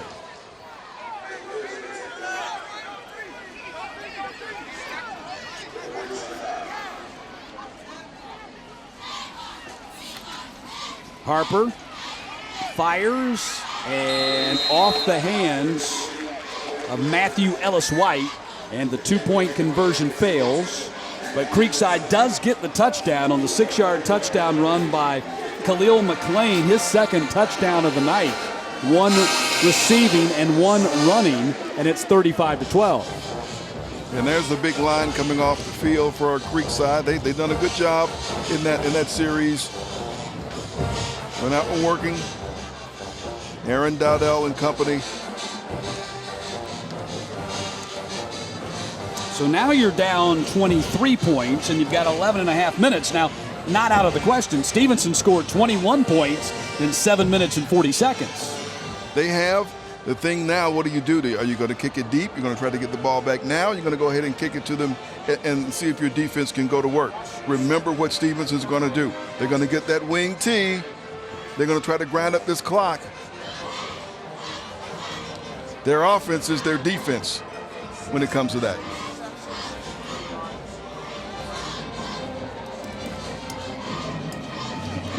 I always like the pooch kick, trying to put it over the top about 15 yards downfield and run for it.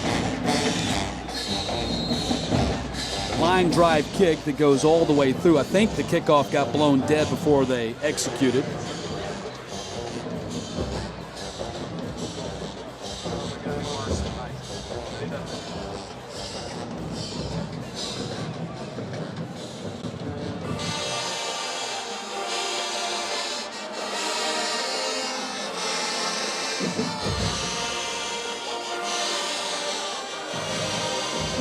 So penalty goes against Stevenson, so they move the spot up to the 45.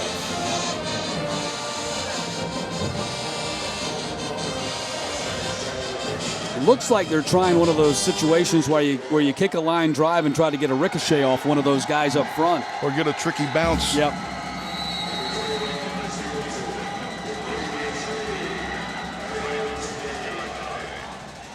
And they try the onside kick. It is covered immediately there by Wanham.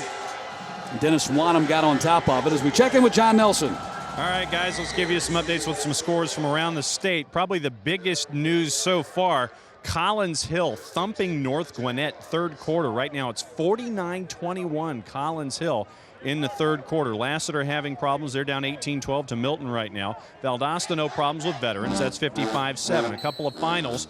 Creekview over Rome, 33-21. McEachern comes back after their loss to Peachtree Ridge. They shut out Lovejoy, 38-0. The Valdosta score, 56-7. That one's in the fourth quarter. 10th graders are now in for Valdosta, and they're still getting points. Loganville is now 4-0. They've beaten Winder Barrow, 27-20. And Winder Barrow, Dogs, D-O-double-G-S, are 1-3 back upstairs. Kinsler on the carry. Kinsler gets 6 on the play to the midfield stripe. We'll see North Gwinnett. You mentioned they're getting beaten badly by Collins Hill tonight.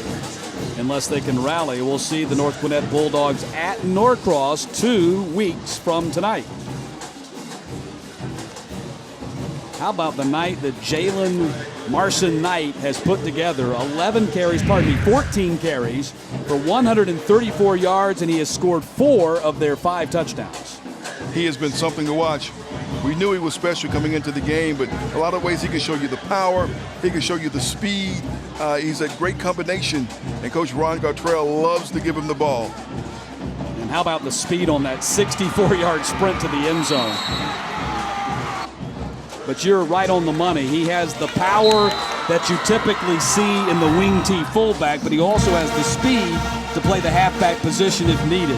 And you saw his pull-away speed on that big back-breaking 64-yard run that came in the opening 24 seconds of this third quarter. And now we're early in the fourth with Stevenson up 35-12.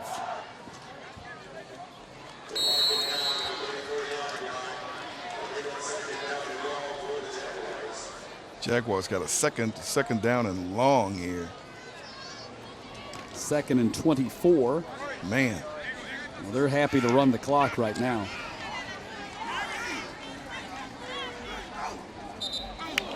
Oh. Another whistle.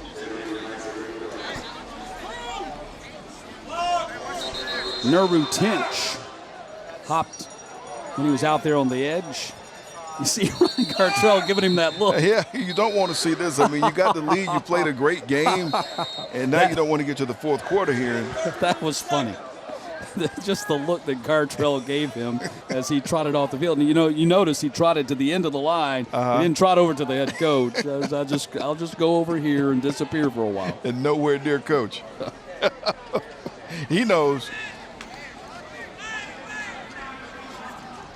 Remarkable career for that man.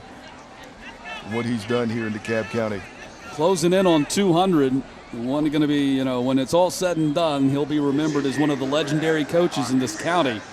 And while we bring up that subject, you know, they're going to name Panthersville Stadium after Buck Godfrey, the longtime and legendary coach at Southwest DeKalb State Championship coach, and that's certainly an honor well-deserved for Buck Godfrey. And you and I and the entire GPB crew have covered that man for a good part of his career, and so we wish him the best and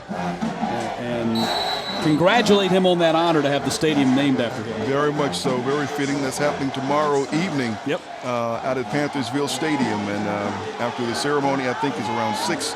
The game's at 7:30, and they're Southwest DeKalb is playing Mays. So that's tomorrow evening. And they're going to have to start thinking about naming a stadium after this guy one day. You know, and we were talking, you know, on the phone, we talked about the players out of Stevenson, but he also has coached the guy who will soon get the gold jacket up in Canton, Ohio. And that's Jeff Saturday, back in the days at Shamrock. Fantastic career, University of North Carolina, then with the Colts, making all those snaps to Peyton Manning over the years. Yep.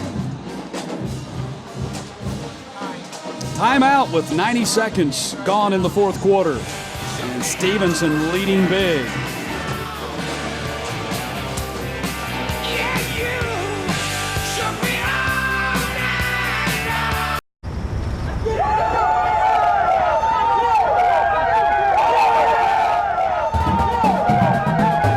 The new College Football Hall of Fame and Chick-fil-A fan experience puts fans closer to the game experience. Featuring over 30,000 square feet of college football interactive exhibits. Tickets available at cfbhall.com. You exercise. You choose the salad, occasionally. But staying well, physically, financially, emotionally, is hard on your own. So Cigna's got your back and your knees 24/7. Cigna's there to answer your questions, or when you need some coaching. In sickness and in health, Cigna's there, helping you to get well and stay well. That's having a partner who's with you all the way. Cigna. Early fourth quarter, and Stevenson with a surprisingly large 35-12 lead on Creekside.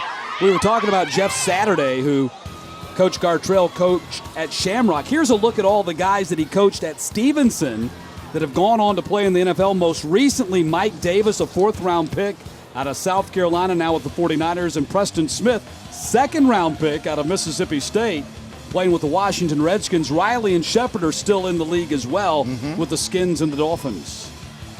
Remarkable list of guys there. And all have been had their lives touched in a profound way by Coach Ron Gartrell. Third down and long for Stevenson out of the timeout. And incomplete. And it's going to be fourth down.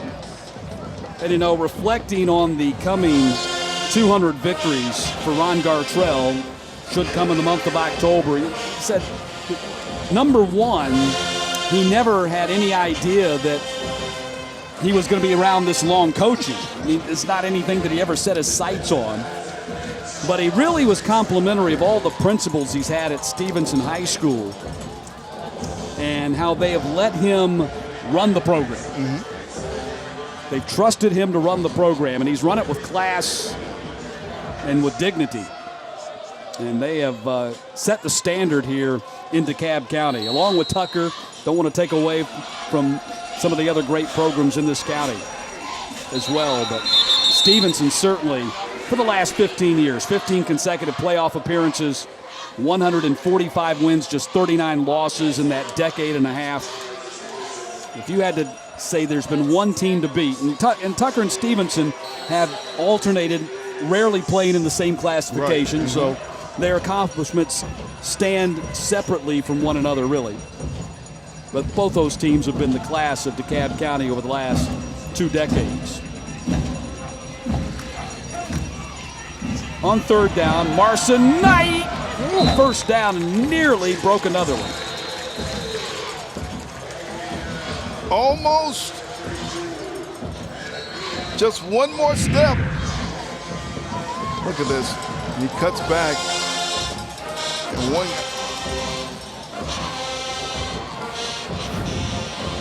And we were speaking of Tucker a few moments ago, and we will see the Tucker Tigers right here on GPB, right back in this stadium next Friday night when they take on ML King. 1st and 10, ball at the 42 for Stevenson, trying to grind this victory out. Shepard going deep, and he's got Elder. Elder inside the 25. Nice pass and catch. Shepard once again showing he's getting rolled out. He's been at his best when he's done that tonight. Roll out, look. Great completion. And you talk about big shoes to fill in the passing game, losing a guy like DJ Neal to South Carolina and Isaiah Zuber to Kansas State.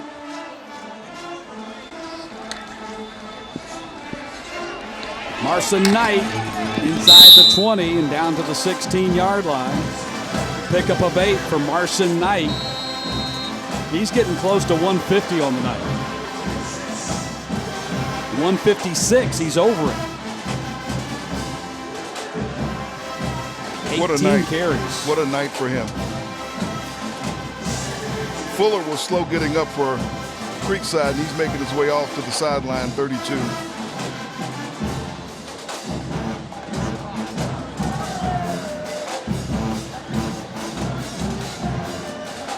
Well, Will Rogers told us all week how much he loves physical ball players. Well, Stevenson has beaten them at that game. They have just simply out-physicaled Creekside tonight, and they continue to do it, too, at the point of attack. Marson Knight moving the pile. Another first down for Jalen Marson Knight.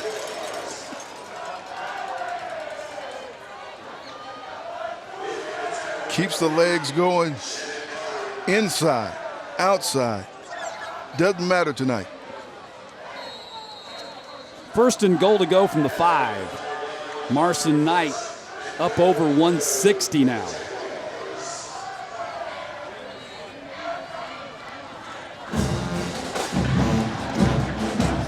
Beat him.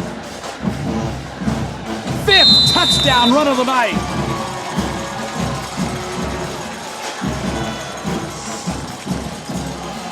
(41-12). It has been his game. Here's another look at it. Like we said, it doesn't really matter where they run it tonight, the outside or the inside or wherever. Bouncing off the defenders, finding the end zone. He ought to be pretty tired. He's going to sleep good tonight. Yeah, you're right. He hasn't lost count. He knows he's got 5 touchdowns. Yeah, now. He's keeping track. I would too.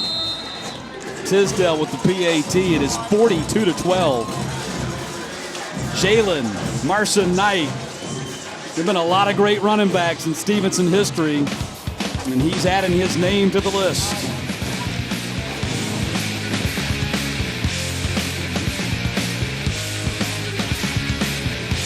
Questions can't wait until morning. So I'm one of many nurses at Cigna with answers, anytime, day or night. I'm Lauren, and I've got your back.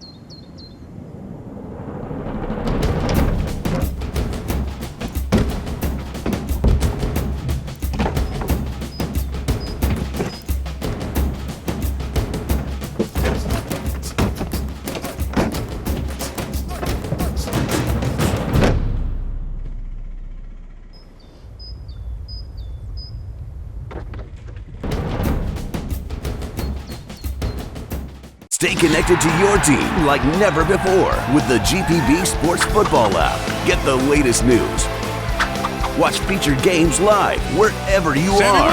Finds a hole. Look at that. Look at that. Find relevant info on schools and take interactive 3D tours of stadiums around the state. Tweet game highlights from the stands and get up-to-the-minute scores all Friday night. The Gridiron has gone digital. Download the free GPB Sports Football app from the iTunes App Store now. One of Africa's greatest treasures There are very, very few places like this on the planet that today needs saving. The park almost died. This is the story of a park's rebirth, an elephant's might, and a lion's will to survive. Because everything Gorongosa was, it will be again. Tuesday at 8 on GPB.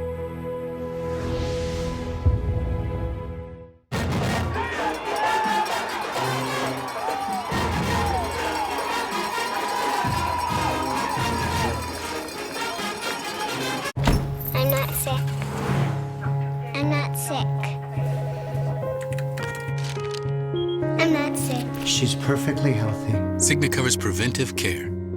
That's having your back.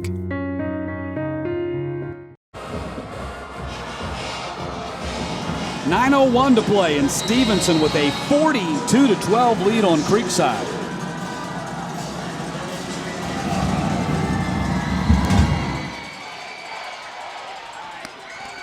From the 17-yard line, Tyshawn Carter got tripped up by Miles Hanna. And Creekside goes back on offense. And at this point, man, you're just working on some things. You got 2 weeks off before your big division opener against Mays. Highly unlikely that you're coming back to win this ball game. And so Creekside finds themselves in a very unfamiliar position of just trying to play for a little pride here in the fourth quarter. Only 3 losses since the start of the 2013 season. Hughes, Carver, Atlanta, and then Glenn Academy in the second round of the playoffs last year. And now they'll add Stevenson to that list as they will drop to 4-1 on the season.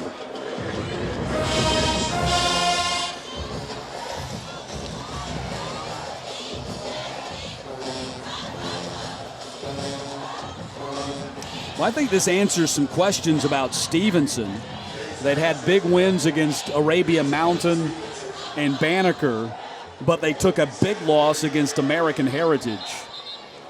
I think this tells us that Stevenson is a lot better than that final score against American Heritage, which was 36-8.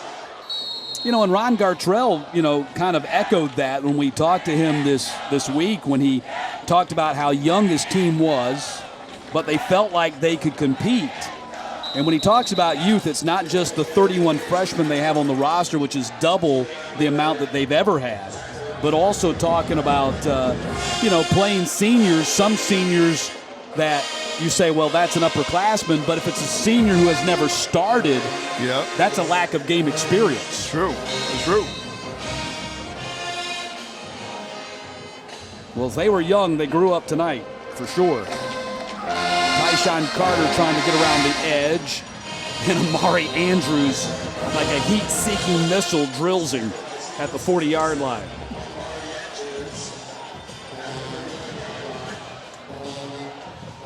Man, Andrews been a tackling machine for Stevenson tonight. Carter going to have to go to the bench after taking that hit.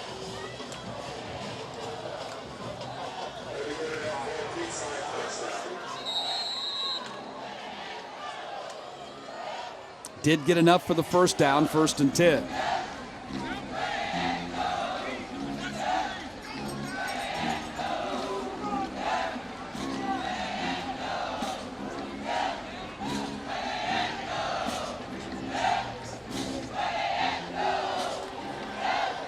Harper slings it out there and incomplete at the 32. Freeman, the intended target. That's the safety, Eugene Brown, in the coverage.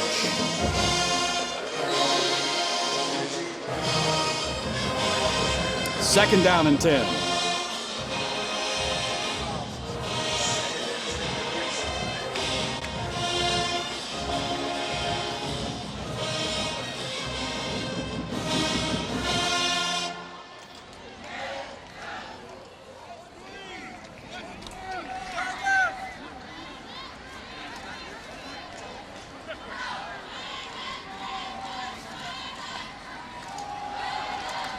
Curtis gets a block, gets around the edge. Nice run, Sabree Curtis inside the 35-yard line and down to the 34.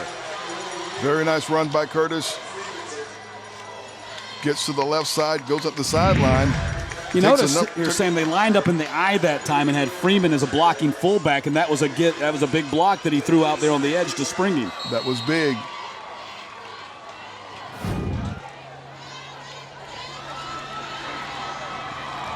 Now they get back into their spread after running out of the I. Downfield off of Freeman's hands. Freeman had thrown the block on the previous play. They were going to reward him in the pass catching game right there, and he couldn't come up with it. A little too tall for him. Some near misses tonight for Felix Harper, but there also been some times when he was feeling the heat too. Got to tip the cap to the defensive line of Stevenson for what they've done. Yeah, I really felt like they tilt this game in Stevenson's favor in that second quarter. They really did. They really did. We said when we came on from the outset that the war up front, the battle up front was going to determine the way this game went. Harper lunges forward. Aaron Sterling in on that tackle, as well as Michael Makins.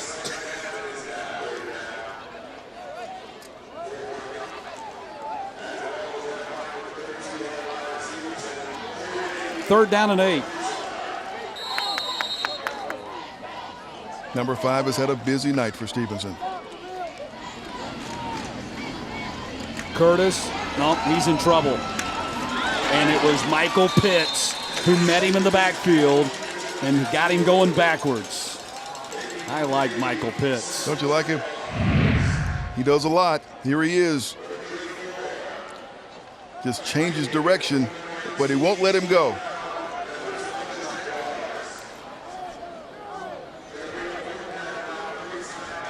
Everything going Stevenson's way, it seems, the defensive side of the ball. And, of course, we know what's been happening on the offense. Yeah, and they've made it go their way. They have dictated this game with their physicality. Downfield and nearly intercepted. Ball will go over on downs. Looking for McLean and nearly intercepted by Hannas, who had a second interception, or nearly had a second interception. And so Stevenson gets the ball back with 5:49 to play.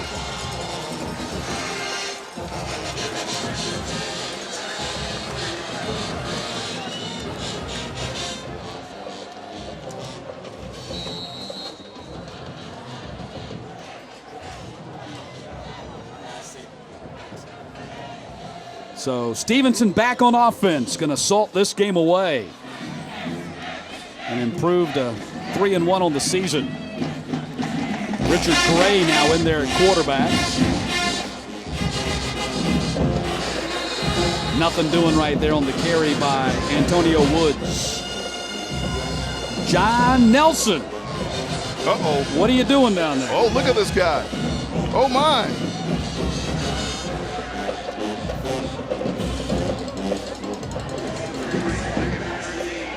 Let's get this show on the road. What are you waiting on? I know.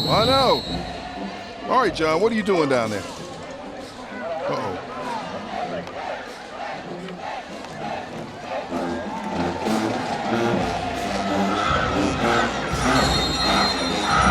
DuBose on the carry, his first carry of the night. Oh, look at this. I'd like to see John Nelson do that. He'd throw out his lower lumbar.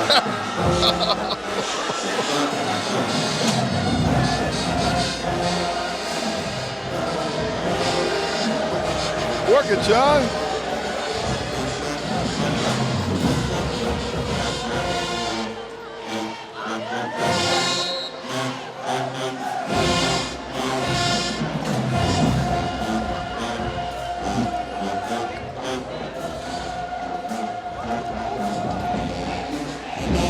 Third down and 11.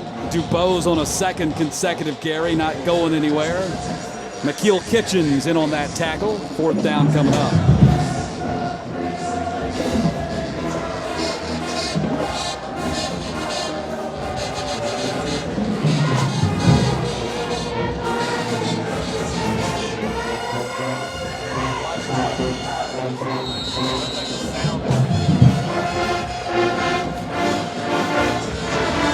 John.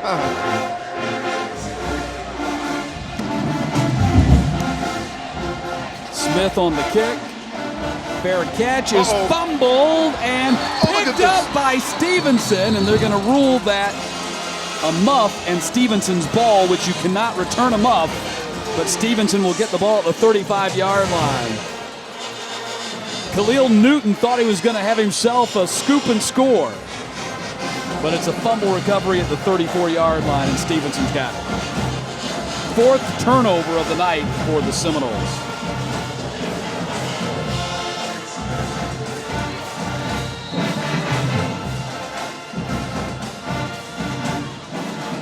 Take another look at this. Fair catch. Another excellent punt. But you got to make that catch. So Stevenson gets it at the 34-yard line. Back on offense. And Tinch on the carry. Tinch muscles his way inside the 30-yard line down to the 26.5. And great job by Nelly down there, although I don't know that he had a whole lot to do with what the Stevenson band was doing. He's getting the congratulations all around here. Yeah. You know, everybody's giving him congratulations. He's done an excellent job, Maestro. It looks like Sedante Fuller might be down on the ground for Creekside. Hopefully he's okay. Maestro John Nelson. There he is. Yeah. Yeah, exactly. You know. But what about them? To me, that's what's amazing when you come to Hallford Stadium and you got the bands going at each other. They get off the bus, right, playing and dancing, and they'll leave the stadium playing and dancing. The energy, the energy. It's phenomenal. I mean, did you ever have that kind of energy at any time in your life? I can't remember. I can't. It's been that long. The energy that the young folk have, and of course that's a competitive part of Friday nights and what makes it so exciting. The bands do come out with a lot of enthusiasm and a lot of energy. So Sedante Fuller continues to be treated down on the field. This fall, PBS introduces a new series that combines the drama of a nation's quest for independence with the passion of deeply intertwined lives. Set in India, during the twilight of the British Empire, Indian Summers explores the collision of cultures in a changing world told from both the English and the Indian perspectives. There's sure to be more than enough drama to last you until Downton Abbey returns in January. Indian Summers premieres Sunday, September 27th.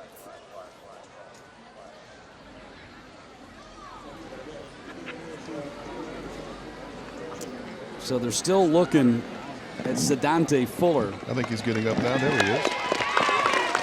He's had quite a night, and he's a guy that is constantly in the middle of the action. And team captain. Yeah, he's a guy that they're going to need when they play Mays in their division opener 2 weeks from now.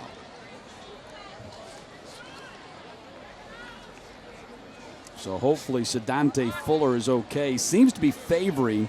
It's hard to tell. Looks like he's favoring his left arm.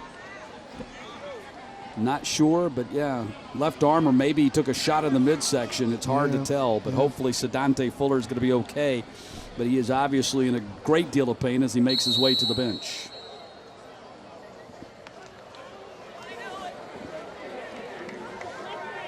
So 2nd down and 4 as we approach 3 minutes to play.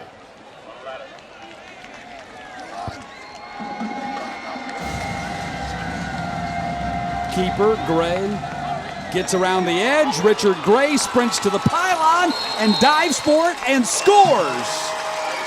So somebody other than Jalen Marson-Knight can score for the Jaguars, and it is 48-12. The senior got his opportunity, getting some playing time here. Thought it would be his starting job.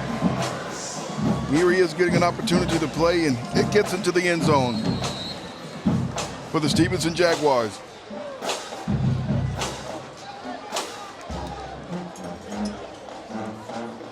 Richard Gray with the touchdown run.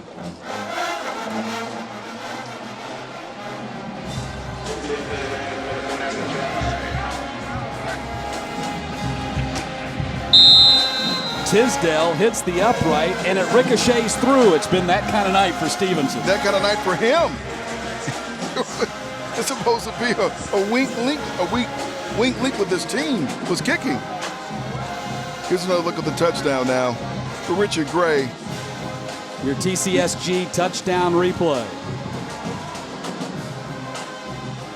Nice call, gets right side, gets just enough blocking. Gets just inside the pylon for the touchdown.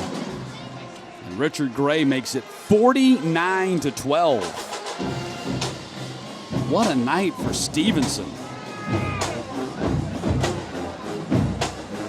Man, you'd have to go back a long time to find the last time Creekside took a beat down like this. I know it.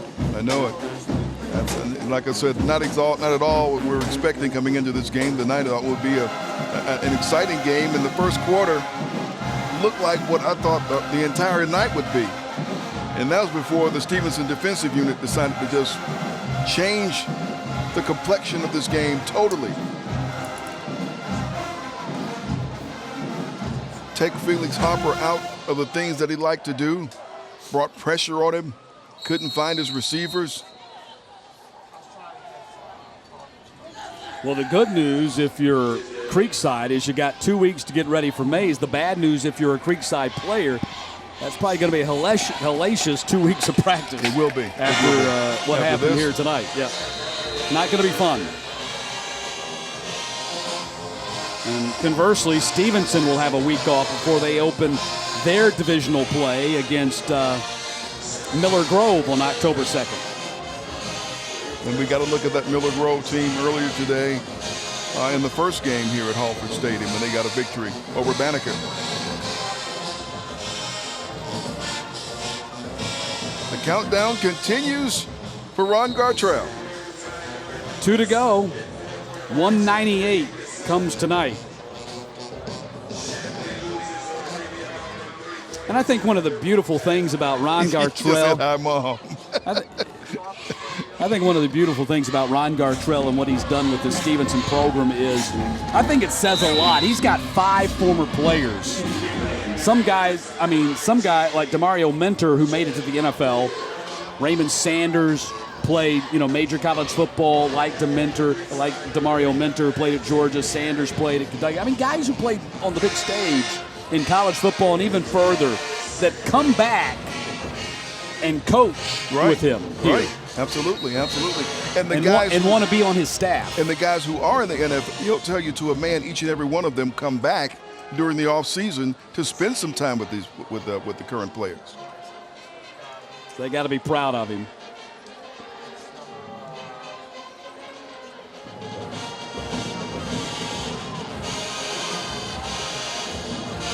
Xavier Fanning on the run. Finally down on the ground at the 39-yard line. Fanning with his first carry of the night as the clock finally ticks under 2 minutes to play.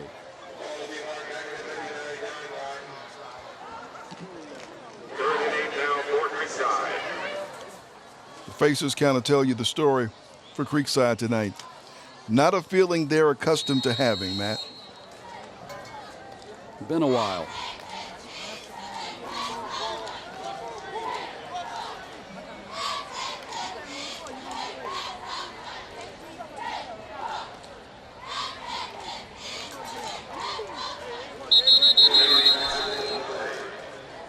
And we got more laundry on the field.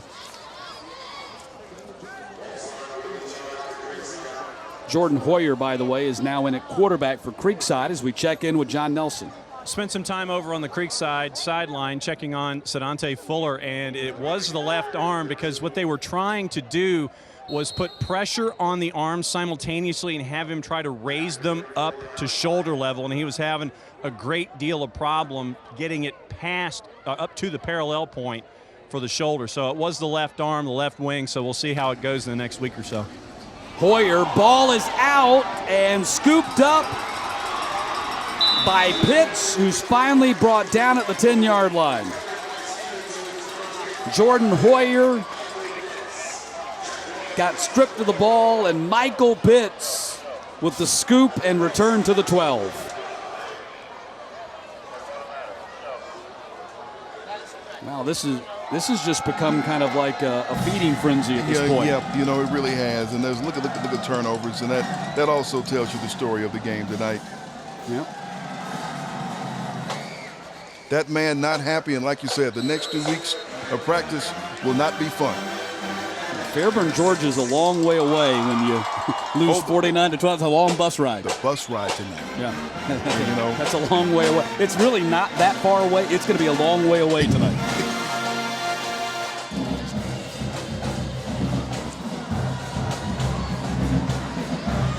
Gray going to take a knee. Wow. What a performance by the Stevenson Jaguars tonight. They obliterate Creekside 49-12. They run right over them and back up and do it again. Huge win for the Jaguars, who improved to 3-1 and dropped Creekside to 4-1.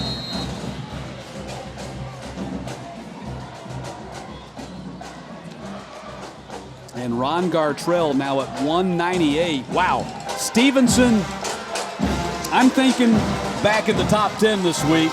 Yes. And they certainly have made a big case for them to be a factor once again in Region 6-5A. Not that we ever questioned that.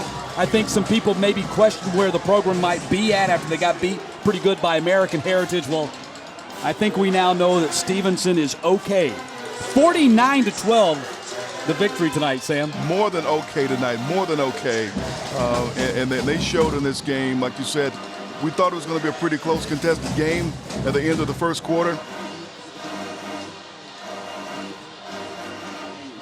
But then they get into the second quarter, the defense asserts itself and really just takes over this football game. Well, Stevenson puts a hurt on Creekside tonight, 49-12 the final for Sam Crenshaw. I'm Matt Stewart upstairs, now down to the sidelines, and John Nelson.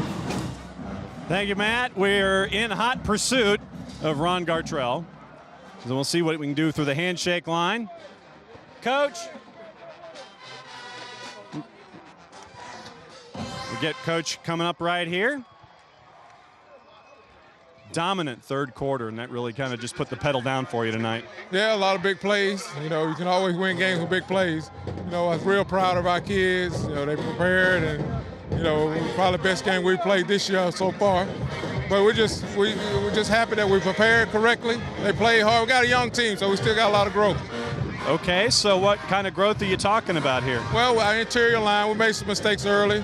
Defensively, we missed some tackles here and there. But our secondary played great now, especially after that first drive. We kind of switched our defense a little bit. But overall, our kicking game was great tonight. We can't. That was unexpected on my part. But overall, we're just happy that our kids were able to pull this thing out. Congratulations on the win. Go celebrate. Oh, thank you. Thank you so much. All right. Post-game show starts right now. Ron Gartrell is that much closer to win 200 in his career. Let's send it over to the set. Mark and Jackie. Thank you very much, John Nelson. Welcome to the GPB post-game show. And I tell you, Ron Gartrell, pretty happy, but as a coach, he's still looking at things to improve upon. Absolutely. That's the way to do it. And, he's going to sleep pretty well tonight. What a good night for him. Very well deserved. Clicking on all cylinders. And I bet you didn't know it was the John Nelson show tonight, leading the band. Well, who knew? He's done that in the past. He's a man of many talents. That's right.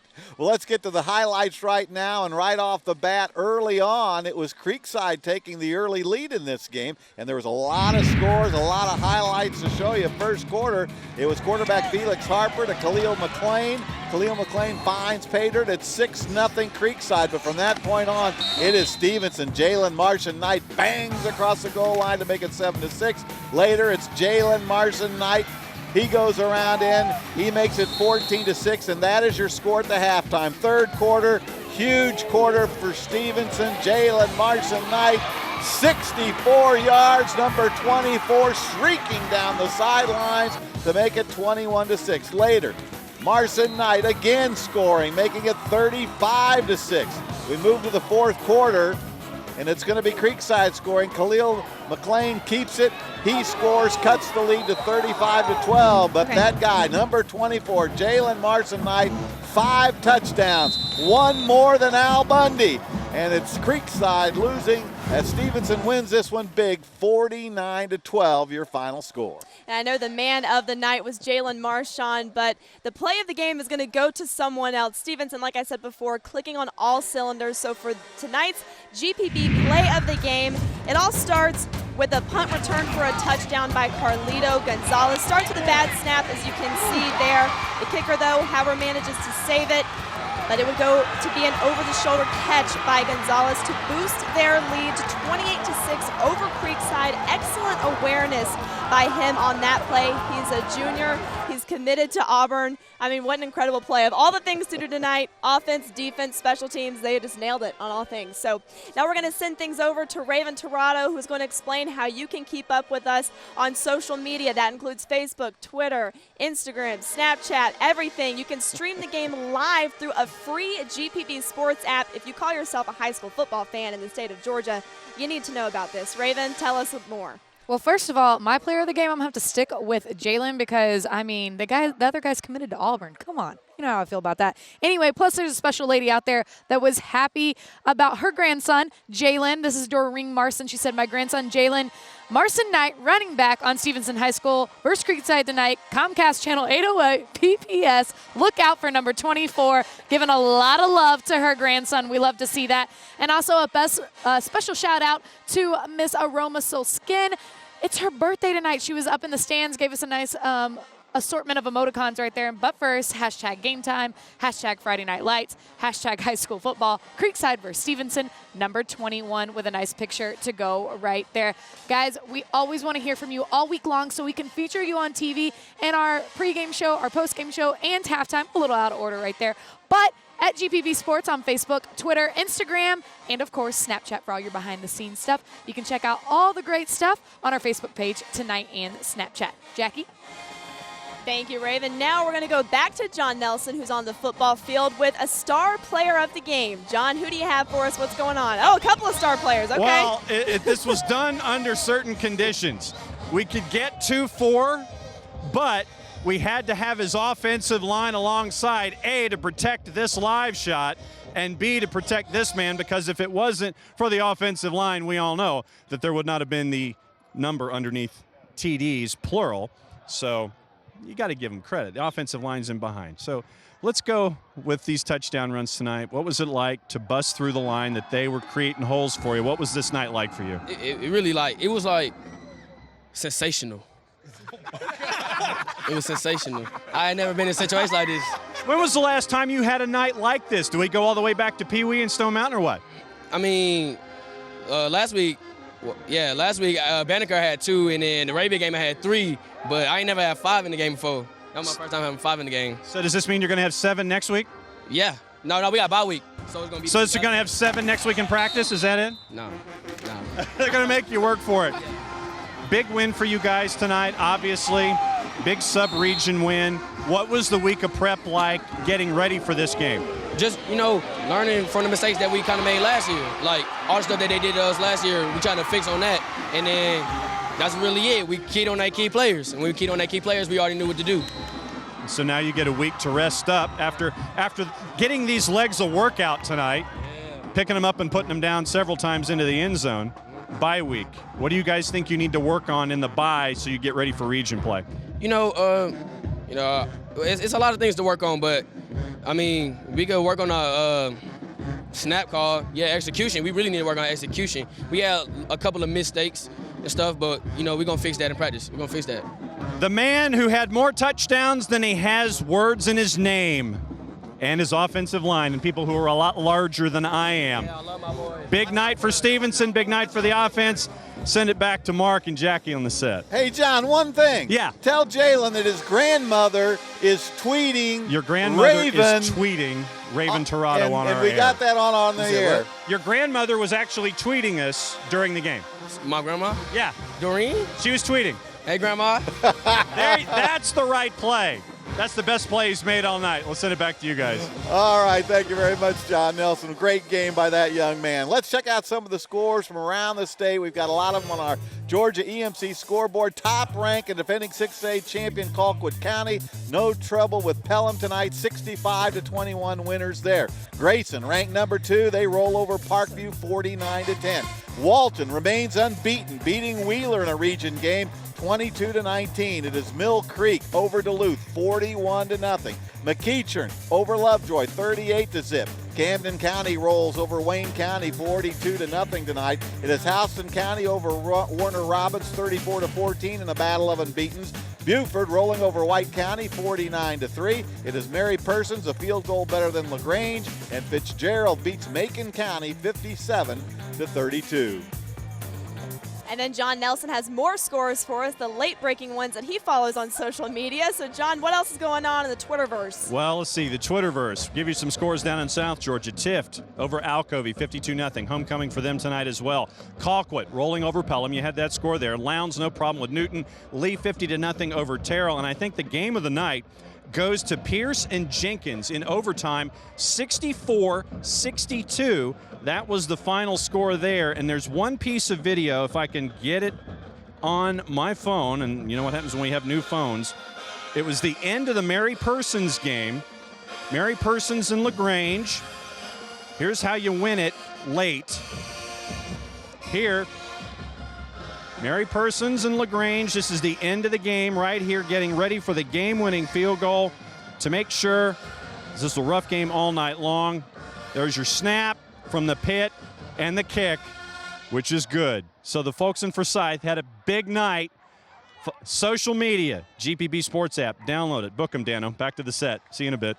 All right, now we got to say one last thing. Is Coach Ron Gartrell, who you interviewed this week, just came by and he said thanks for everything all week long. I'm telling you, he's a great guy. You can't ask for a classier guy than that. Awesome. 2 wins away from 200, and he might get that in just a couple of weeks. Well, that wraps up Week 5 of Season 5 of Football Fridays in Georgia here from Hallford Stadium. We hope you've enjoyed our broadcast. We've certainly had fun, and we're with you throughout the rest of this season. We're looking forward to a great season of high school football in Georgia right here on Football Fridays. All right, next week we are right back here at Hallford Stadium. Another huge game. The Tucker Tigers, who have won 2 state championships, they're going to take on their DeKalb County rival, the Lions of MLK. So for all of us here at GPB Sports, thanks for joining us tonight. Join us again next Friday, and until then, have a great week.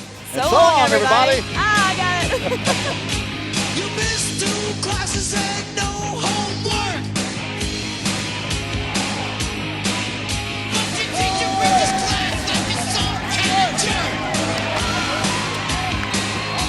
You gotta fight for your right to party.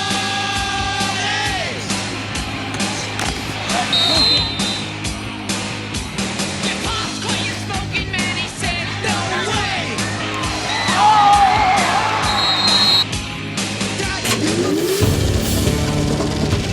This is a GPB original.